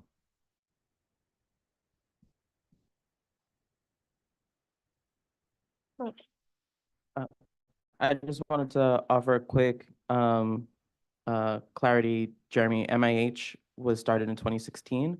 VIH, voluntary inclusionary housing, I believe, was instituted about 2 decades ago now. Yeah. Chairs, am I allowed to ask questions of other committee members at this time? The question should be directed to the chair. So if I wanted them to ask a question of them, I can direct it to the The chair. direction should be directed to the chair of the committee. Could they come up and answer? So we're not going to do crosstalk, where the question should be directed to the chair regarding the motion on the floor. Okay. Oh, so I can only ask questions. I can only speak to the motion. I can't speak to other things that were said regarding the motion, or Correct. ask further clarifying questions, Clarifying question, sure. but only pertaining to the, I'm sorry, I'm just. Only pertaining to the motion on the motion. floor, yes. Okay, because I wanted to come up to ask further discussion regarding okay, sorry. So at this, I mean, I want to speak to the motion, but I also, I would love to be able to have the opportunity to speak with committee members about the motion and about their thoughts on this whole issue before the motion is put forward, because it sounds like once the motion is put forward, we can no longer actually directly dialogue with each other until the motion is resolved. Is that right? So like, I can't ask questions of my fellow committee members at this time until we've voted on the motion. Is that right? You can ask questions for clarity on the motion, but right now we're discussing discussing the motion that is on the floor. Okay. I'm stuck then. I don't know. Here are my thoughts on the motion. We heard my comment regarding the motion is as follows: that Nick stood up and he was against the motion. I think that I appreciate his thoughts very much. What I would like for this to involve is do people feel like there is any way in the process of a ULURP to understand the economics of a project like this? And Nick was speaking to a project like this it would be nice to get it to a higher level of affordability. What would be the economics of that? Is that likely to come out at any point? My second question was Jeremy was talking about a proposal from Catholic Charities, but I'm unaware of any proposal. So an actual documentation of what they would build and how they would finance it. And so my question is, could any potential conditions involve actually documented conversations of alternative proposals if they have not been presented? And then the third question is regarding community outreach. So earlier, Julie, I'm sorry, was talking about, she said that there had not been community outreach from the developer. And I would like to, any possible motion passed to try to substantiate that. Is that true that the developer, both Arrow and the developer, did not engage with the public? If so, why not? What could they have engaged with the public about? So these are things that I think could be addressed in any no with conditions. I think these matters could be addressed. Okay. Remind me what your first one was? The argument, Nick's argument that it's a good project, but it should be more affordable. So I certainly respect the perspective, I guess. Asking about the economics of it. Yeah, can we know? And the reason I asked this, just to wrap up, I'm sorry, this board had voted. I do want to move along, so I'm going to try to answer all your questions. Yeah, could I just provide one last bit of context? The totem rezoning came before this board a few years ago. The project has just topped out at 737 4th Avenue. The council person approved it. This board on a split vote approved it. I don't believe that this community or the board that I'm aware of was ever provided with actual information about about what were the costs of the project, I mean, we were told it cost $140 million eventually, but why it costs that much, what alternatives existed, what alternative financing mechanisms existed. In the absence of that, how can we rationally make a decision that a proposal is either makes good economic sense or doesn't make good economic sense, that in fact could be changed or could not be changed, because we're asked to essentially evaluate that proposition without any underlying economic proof one way or another, or economic arguments? Yeah, I mean, I would say they're only, stick around because I'm going to answer all your questions. They obviously have some form of calculation, but I do think that they don't know the specifics. And that's obviously my experience is extremely limited in this area, but from what I've seen of developers is that they don't have the exact numbers or anything quite that detailed. I understand their hesitance in providing it. Your second question was about the Catholic Charities thing. So Catholic Charities was approached by someone in our community, and they basically did some, back of the envelope math, said they could do 211 units at anywhere between 6, 7, 8 stories.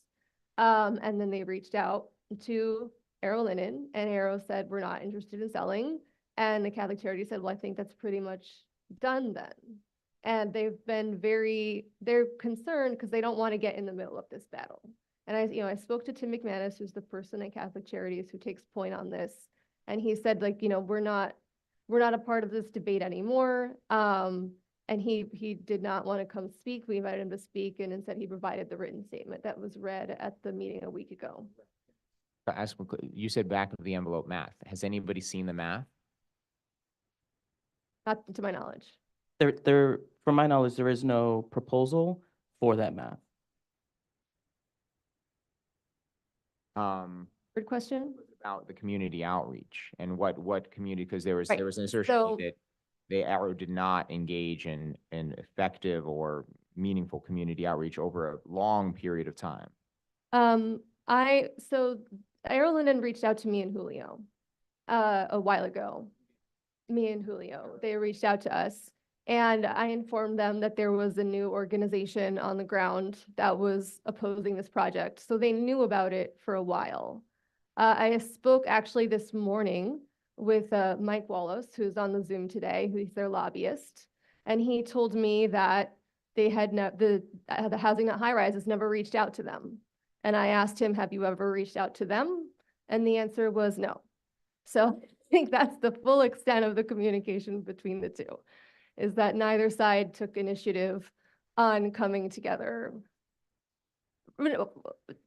Draw your conclusions. But yes, that's my understanding of the situation. So to clarify, you're saying that to your understanding, Housing Not High Rises, which is this organization of, as far as I understand, primarily Windsor Terrace tenants or residents, has never sat in a room with Arrow rezoning and Arrow, the owner. Not until a week ago. So during this whole process because this has gone on for a while, there's never been a direct conversation about possibilities, designs, anything like that until a week ago. And the reason is that nobody made the first move. That's my understanding.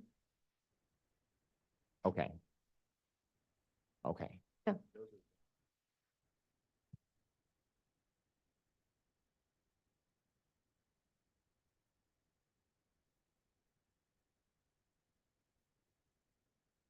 Okay, Julia Melzer Harris back here. I'm new to this process, so bear with me, and I'm just using this opportunity to reflect on the values we just discussed. So this is more of an open forum discussion, but for other people to input. On the community engagement piece, I do want to note that Arrow Linen, if you look it up publicly, they've spent $260,000 on lobbying. Many, some of the folks that are in this room, they're public records. They've lobbied at DCP. They've lobbied other elected officials that have a say on this ULURP. They did not use $1 or 1 minute of their time to reach out to the community. Housing Not High Rises, or I should say me as a personal member of Community Board 7 did reach out to Community Board 7. This is public on Zoom, where I asked them to arrange for Arrow Linen to meet with the community board. That was never followed through on. I also asked respectfully to our council member to arrange for Arrow Linen to speak with the community, neither of which took place. So we did ask to answer that question. So my values are, I wish we could go back in time magically and Arrow Linen would have been better actors, and that many other people that, and this was part of my public testimony a week ago, that Department of City Planning, whose mission is to help lead community engagement and land use frameworks, had kind of facilitate those conversations behind all of these closed door discussions that took place to the tune of $260,000. Another value of mine is to remove the 11 privately held properties from this rezoning. I have not heard of any property owner that supports it, but we have heard certainly from some that do not want to be included, and there are concerns. Even Arrow just noted that it would increase their property values and their property taxes would increase, and that maybe they wouldn't be able to afford their properties any longer. We have also heard, there's a lot of public testimony about the concerns about displacement. I'm not a housing policy expert, but I think those concerns are real.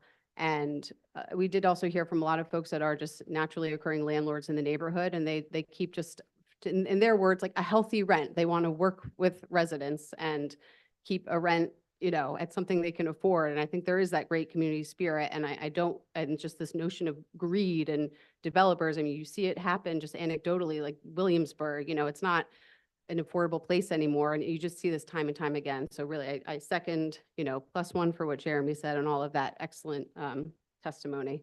Another value of mine is to wait for City of Yes. I think that we don't know what that zoning will be, but I think that just for the R5B zoning, and I don't know the exact numbers off the top of my head, that would allow probably a 5 or 6 story building as of right. I know it wouldn't generate the affordable housing we need, but just as a for example, it will, it changes just the calculations, and we don't know the economics of this project, and I think it is something that should be part of the conversation. And don't ever believe a developer when they say, if we could have 19, even if zoning allows 19 stories, trust me, I'm not going to build that tall. That is so, nothing we can uphold, spineless. And I really haven't, I don't know if anything's enforceable other than just what the zoning allows, which is what we're voting on. I would also ask that this be changed to a contextual zoning district. I think this does set dangerous precedent for the community board writ large. I know there's been some, recent housing policy news out there about, contextual zoning never should have happened, in the Bloomberg era.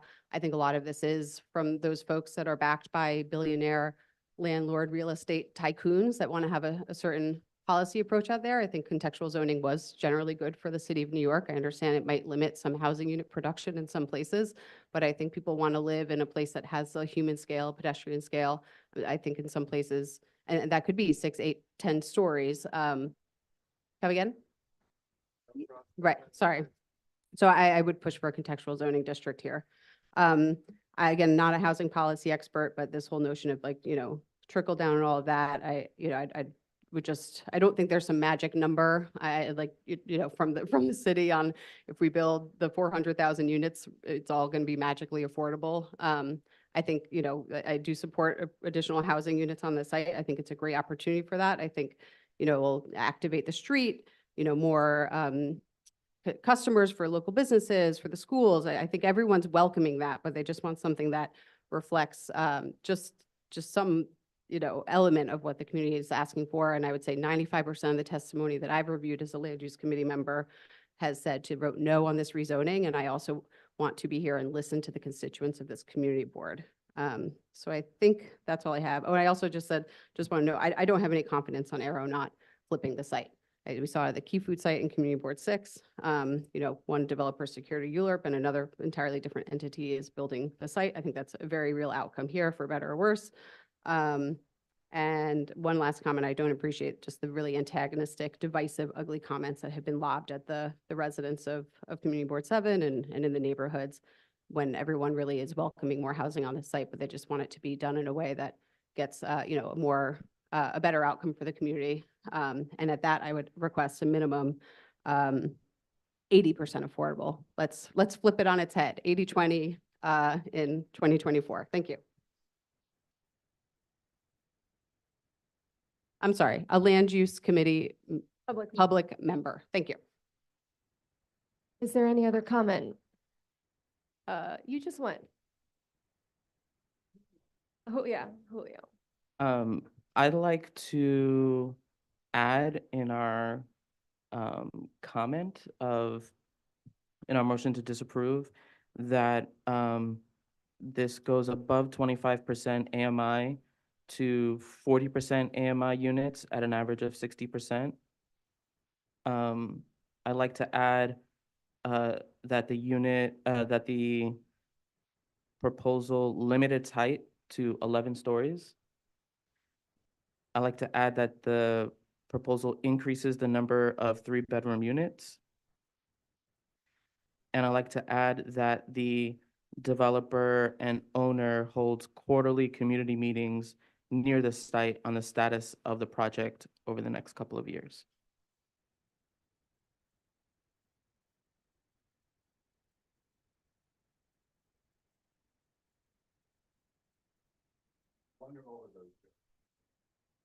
One or all of them, Joan? All of them? Do you second all of those that I just mentioned? Yes. Mentioned 4 things, so you're doing all 4? Okay. The record show that that was a head nod.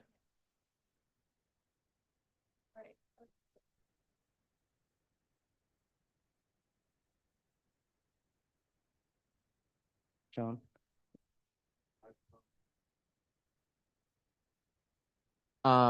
So here's my concern about specific numbers.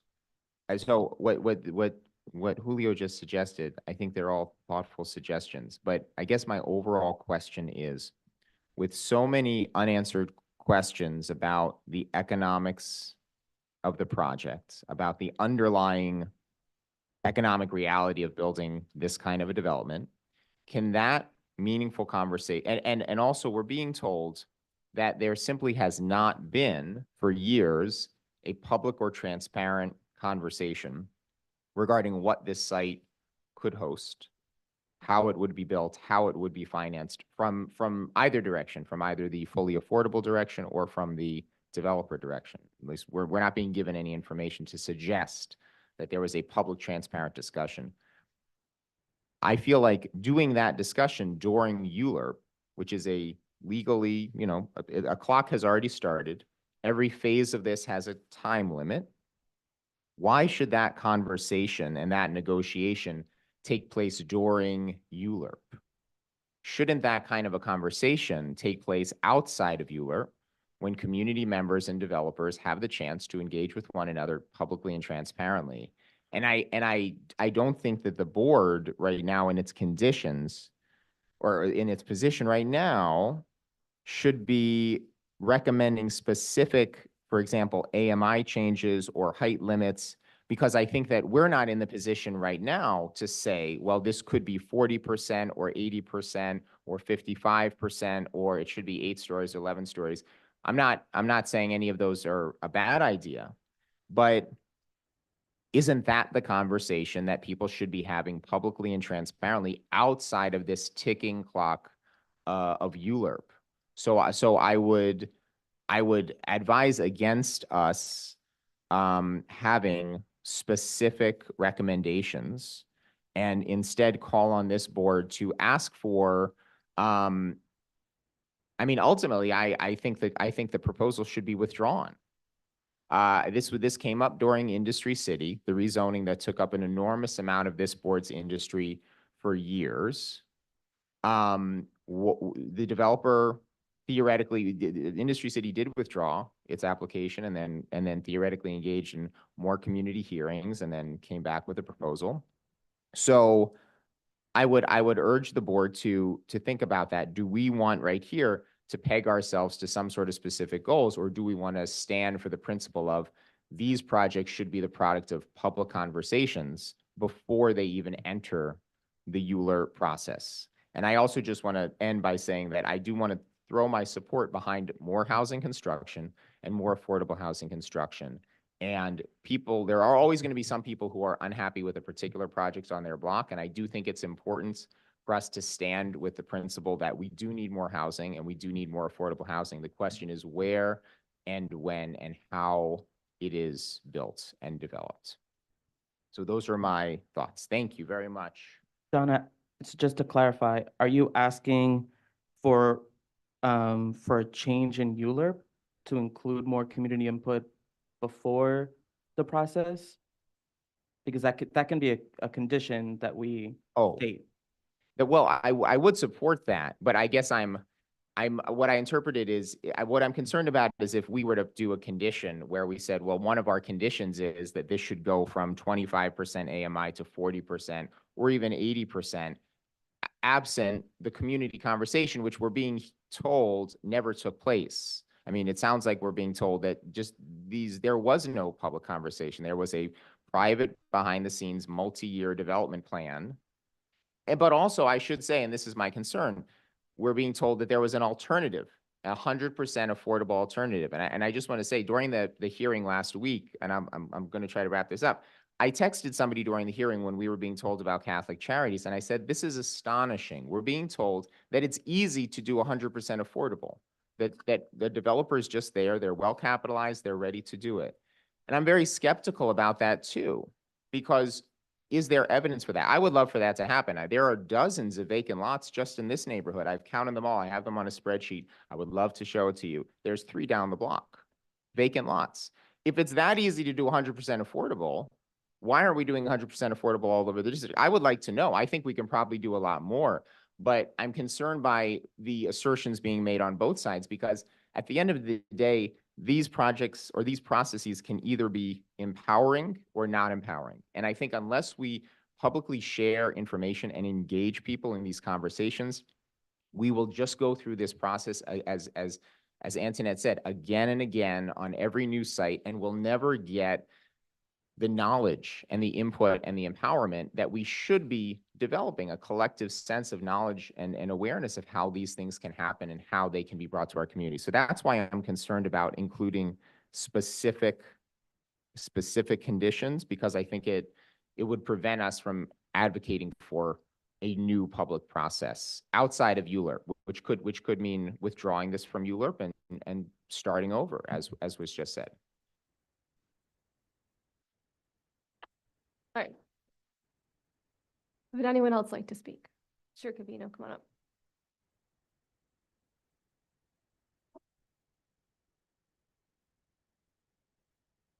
Good evening, everybody. I'm pretty new here on the community board. I've been here for like 2 years and a half. But almost all my life, I've been here advocating for the rights of all people. Here, I've been listening and stuff like that. Some of these things I hear, and then I'm like, yo, what the hell is out of this? You know, why are we talking about this bullshit? We go to bullshit, I'm sorry, BS. Sorry if I'm here. There's a lot of BS going on. And a lot of things that we're saying in our community members know what's best. So I know everybody who has spoken here knows what we need in our community. So I do support everything everybody said on this stand. Support 100%. We need to make sure everybody is conformed to what's going on in our communities, right? I know I just got here. I'm a new member of this community. I've been here for 25 years. So I call that pretty new, because there's a lot of people that have been here before, you know, before me, 25 years and more. And I also know about that history. I learned about this history when I came here to this country, making sure everything was intact or whatever. So right here, I'm in support of no rezoning. No rezoning, because there's people on that block that knows the community or that block better than anybody else. And if they have something to bring to our discussion, we want to hear them out. I'm a community board member. I'm on the public safety committee. I'm on the parks committee.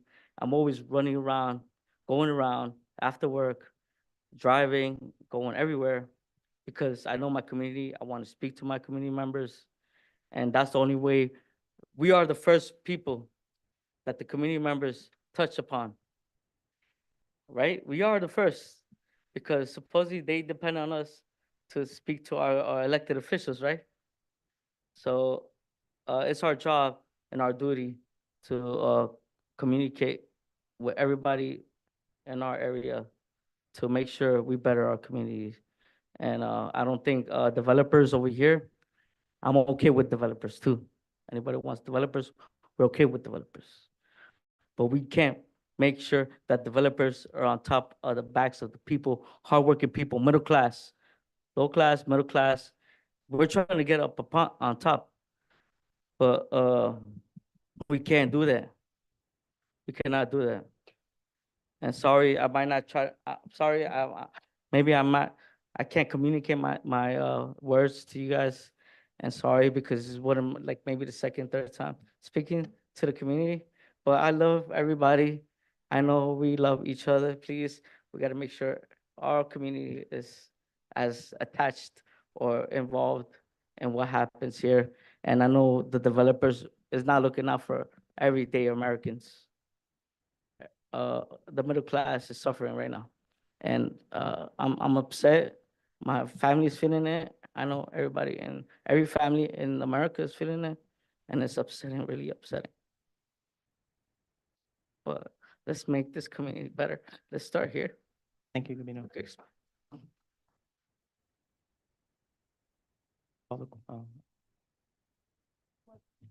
Last one.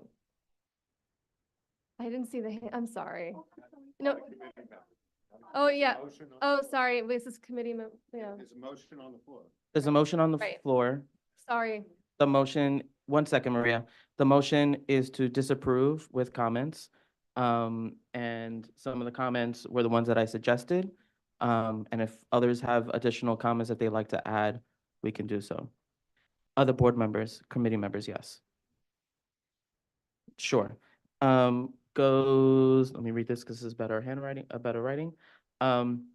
Motion to disapprove, with comments, conditions, including developer goes above 25% AMI to 40% units at an average of 60% AMI, limits height to 11 stories, does a thorough environmental review and remediation of the site, increases the number of 3-bedroom units, and holds quarterly community meetings near this site on the status of the project.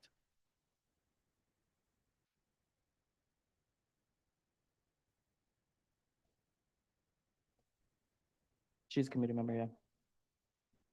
So in a perfect world, a community board vote would be binding, would not be advisory. And that is one of the problems with community boards. The people who better know what's happening in their community, the people who speak to their neighbors all the time, who are on the ground, are given only an advisory vote. And therefore, what Julio has offered, I think is great. I think it's, you know, if it were binding and you could say, this process doesn't go forward until you get a binding, not a promise, but a binding deal with the developer that you can take to court, you know, and you can say, well, this was agreed, then it's a wish list. It turns out that what the community board is asking for is a wish list, because the power has been taken away, has not been given to community boards.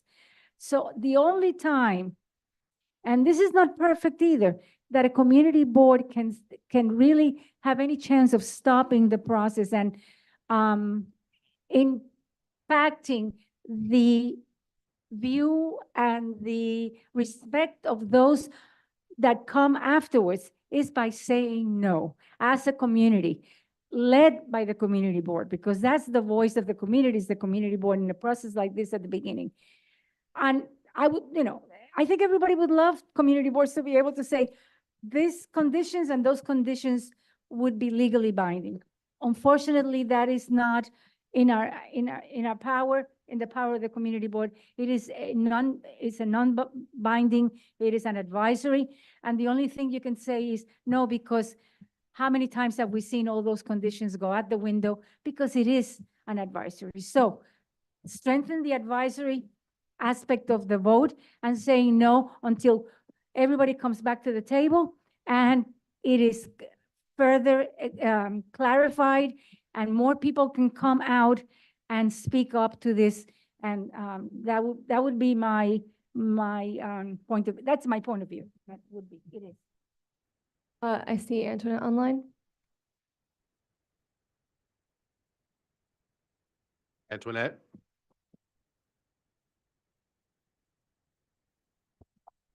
Antoinette Martinez? Can you call on the next person and then circle back to me? Sorry. Julia?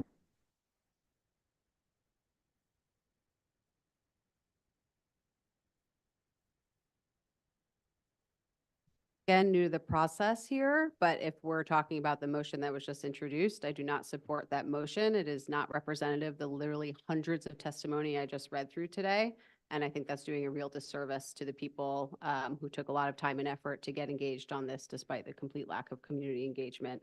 I agree with the people that have spoken here. I think we just need a much better plan, much better proposal submitted to the community board with actual engagement. I think limiting it to 11 stories is just arbitrary and is just giving Arrow what they want, just tens of millions of dollars in profits. We can do better. I can't support that motion.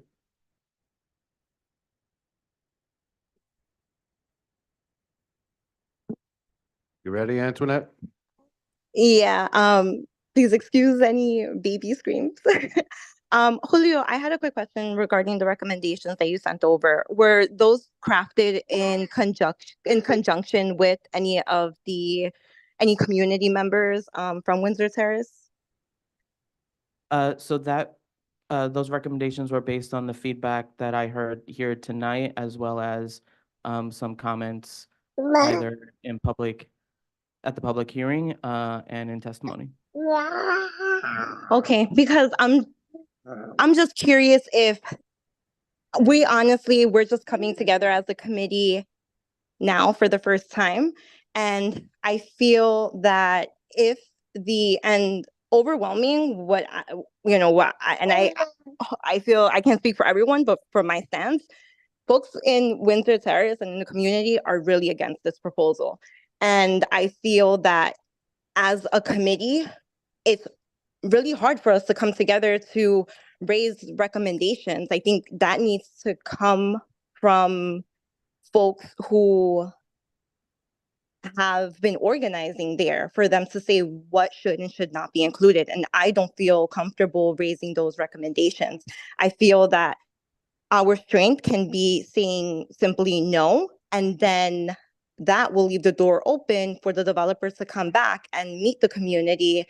As Bobby Carroll mentioned during the hearing last week, and really work and come back and meet with the community and come back to the drawing board.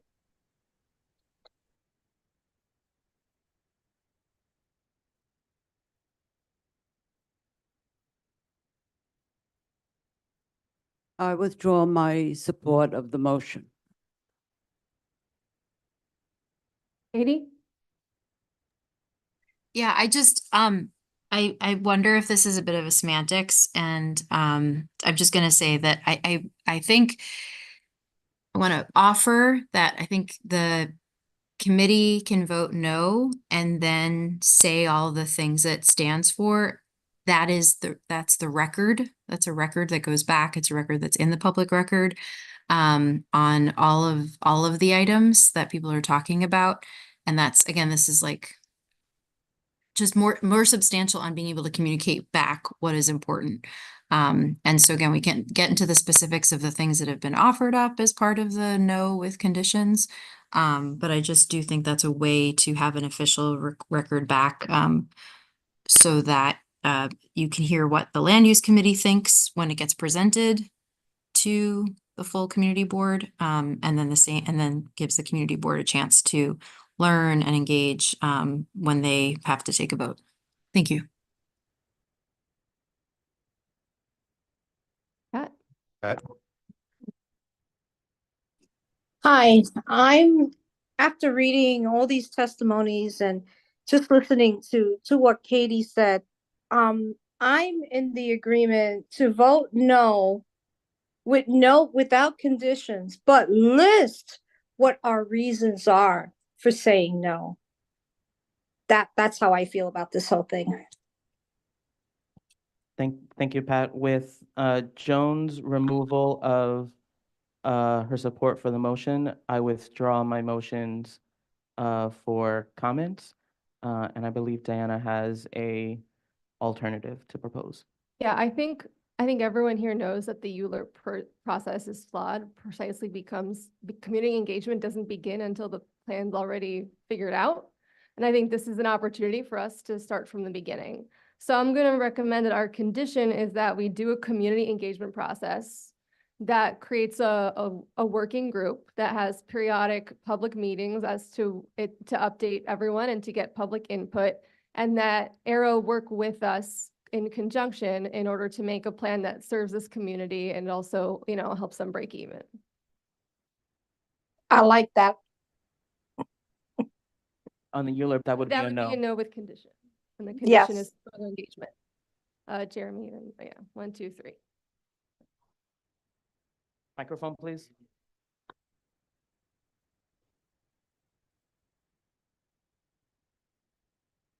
Just to follow up to the proposal, you're saying this sort of proposed working group as meeting as us, would that include some members of the community board, but then also Windsor Terrace residents as well? And It can be whatever we want it to be.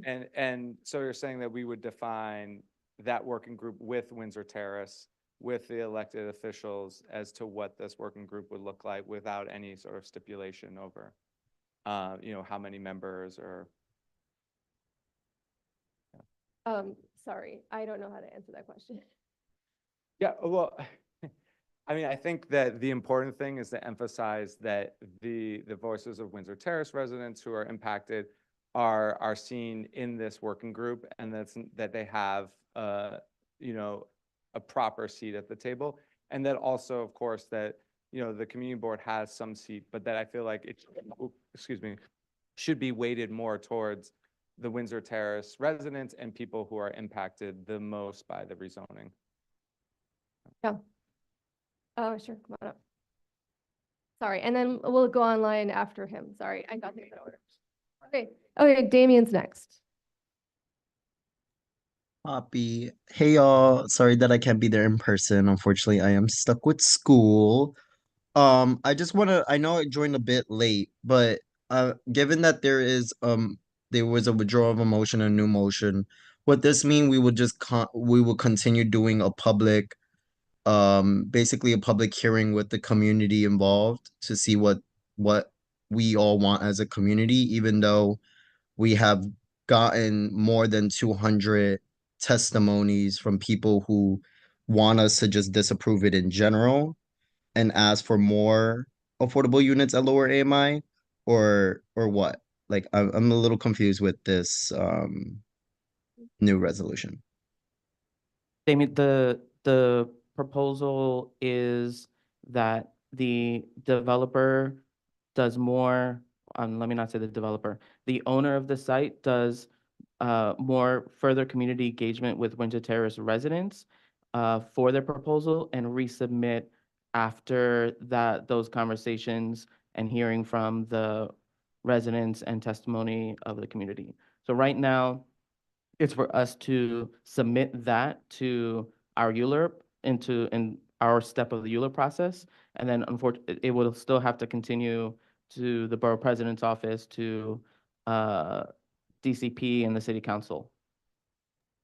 Oh, okay. So this is basically like a no with conditions on basically we are coming together again on the basis of hearing community voices from Windsor Terrace and Sunset Park. Yes. Okay.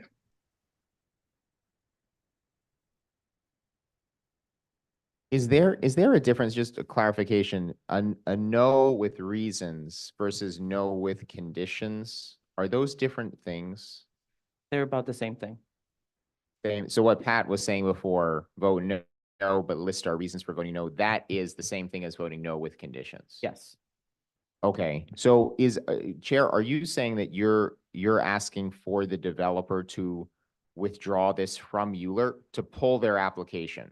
so that yes, ULURP would continue, but you're asking the developer to exit ULURP, stop the clocks that are built into ULURP, and re-engage with the community, the Windsor Terrace community and any other interested community members to design a new proposal through a more transparent and democratic process. Is that your proposal? Yes. Thank you for wording it extremely well. Okay, so I support that. I think that it is just unnecessary to engage in negotiations under the time pressure of ULURP. It puts everybody on the defensive. It forces people to engage in conversations that are happening much too quickly, and there's just no need for it.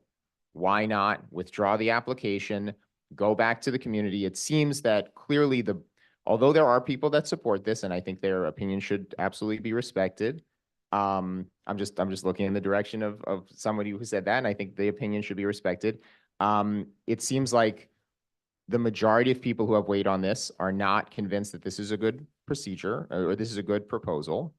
So why go through ULURP? Why not withdraw it from ULURP and ask them to re-engage? I think that is the most sensible and democratically accountable thing based on the feedback that has been received by this board.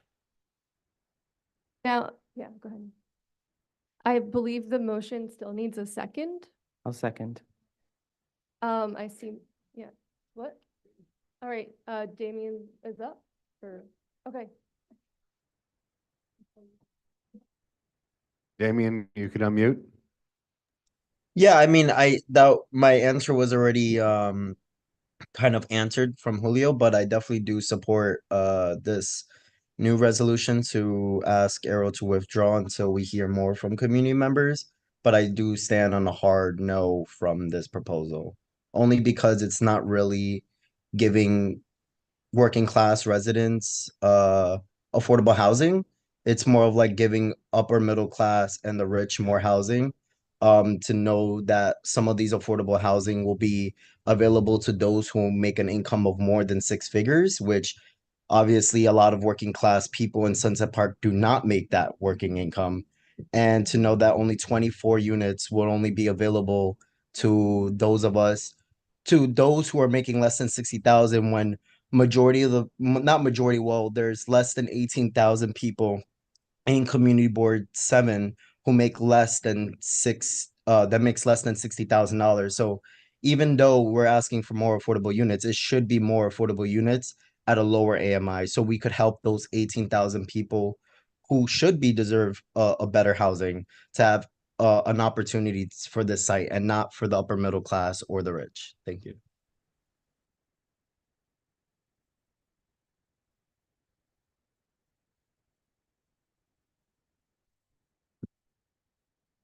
Hi, folks. It sounds like I'm in the minority here, and I understand that and respect that. I would oppose this motion as well. I think that every day that the lot stays a laundromat, we've failed the low-income people in our community. And so the longer we talk about it, the less housing gets built, and the more rental rates go up for the lowest income people in our community. And we failed them if we continue talking and not doing anything. Thank you.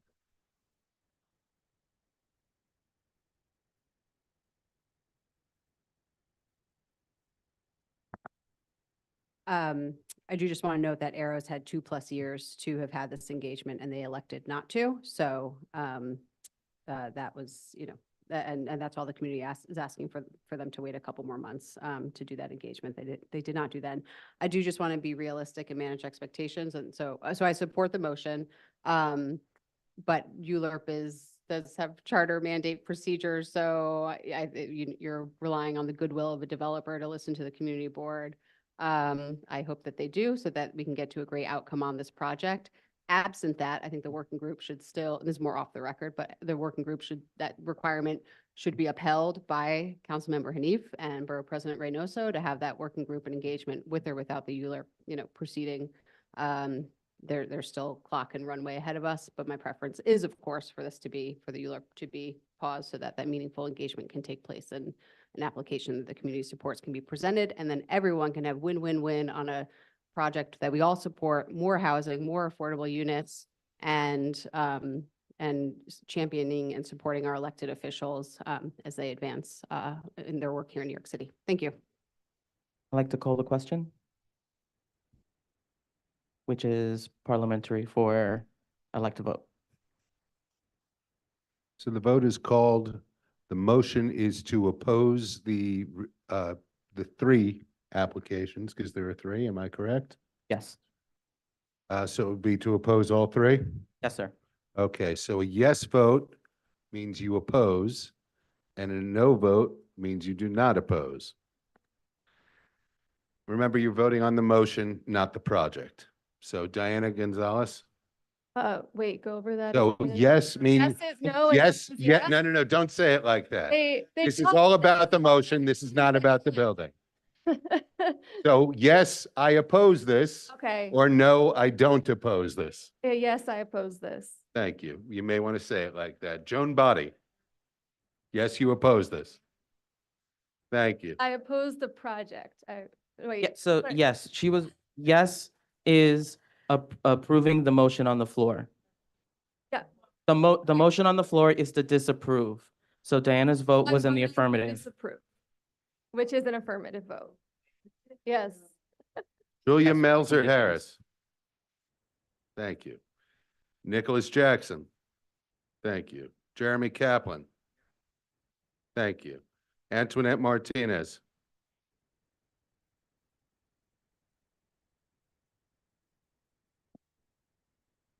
Antoinette Martinez. I apologize. I'm Can sorry. you repeat? I'm sorry. Can you repeat that? A yes means you oppose the ULURP. A no means you don't oppose the ULURP.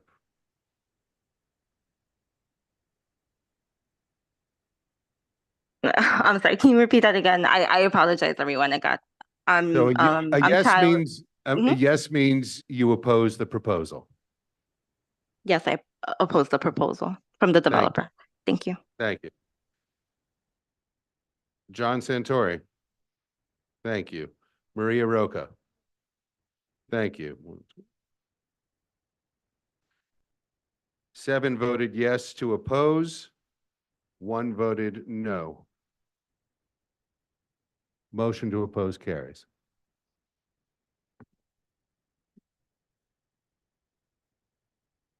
Oh, That was part of the That was- motion, yeah. yes.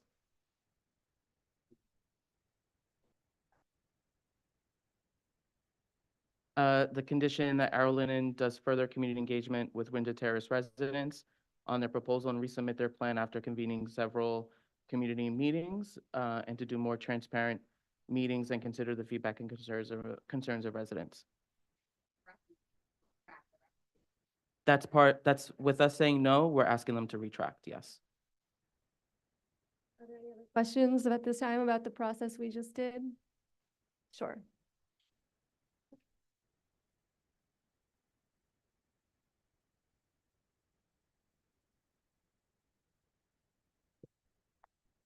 Speak outside of the, not being on the board, but I tried to allude to this earlier when I asked the question about valuation. And so, and I thought it was really interesting that I think it was the attorney for Arrow said that they, in fact, had not done a valuation. So I just want to use that as a moment to point out one thing that really hasn't been stated here really clearly, and it's the word greed. It's the word greed. And so I think that it's a harsh word, but I just want to say it. There is a way that they can make tens of millions of dollars, and the community can have what it's been asking for, which is housing on the site at deeply affordable levels. Did you have a question? No, it's just a statement, of fact. And I think that, that unfortunately, because we've been talking about the process and the process is flawed, I think that's a quote you said today.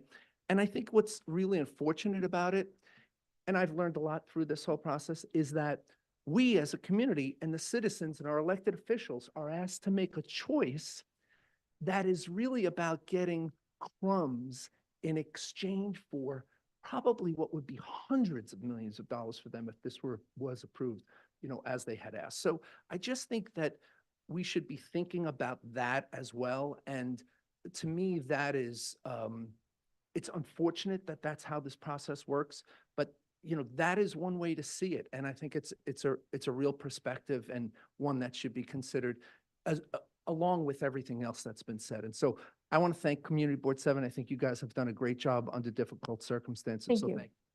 Thank you. All right. I guess it's time we can all go home. I hereby adjourn this committee meeting. Yay, I did the Night, everyone. gavel.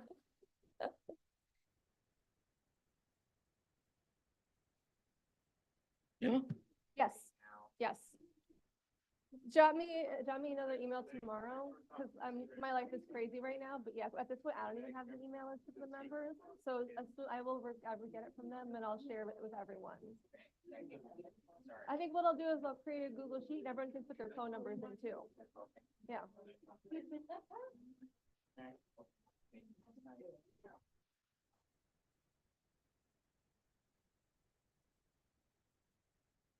Yep. Thank you, Jeremy. Getting everybody out of this room. Yeah, right? Thank you. Okay.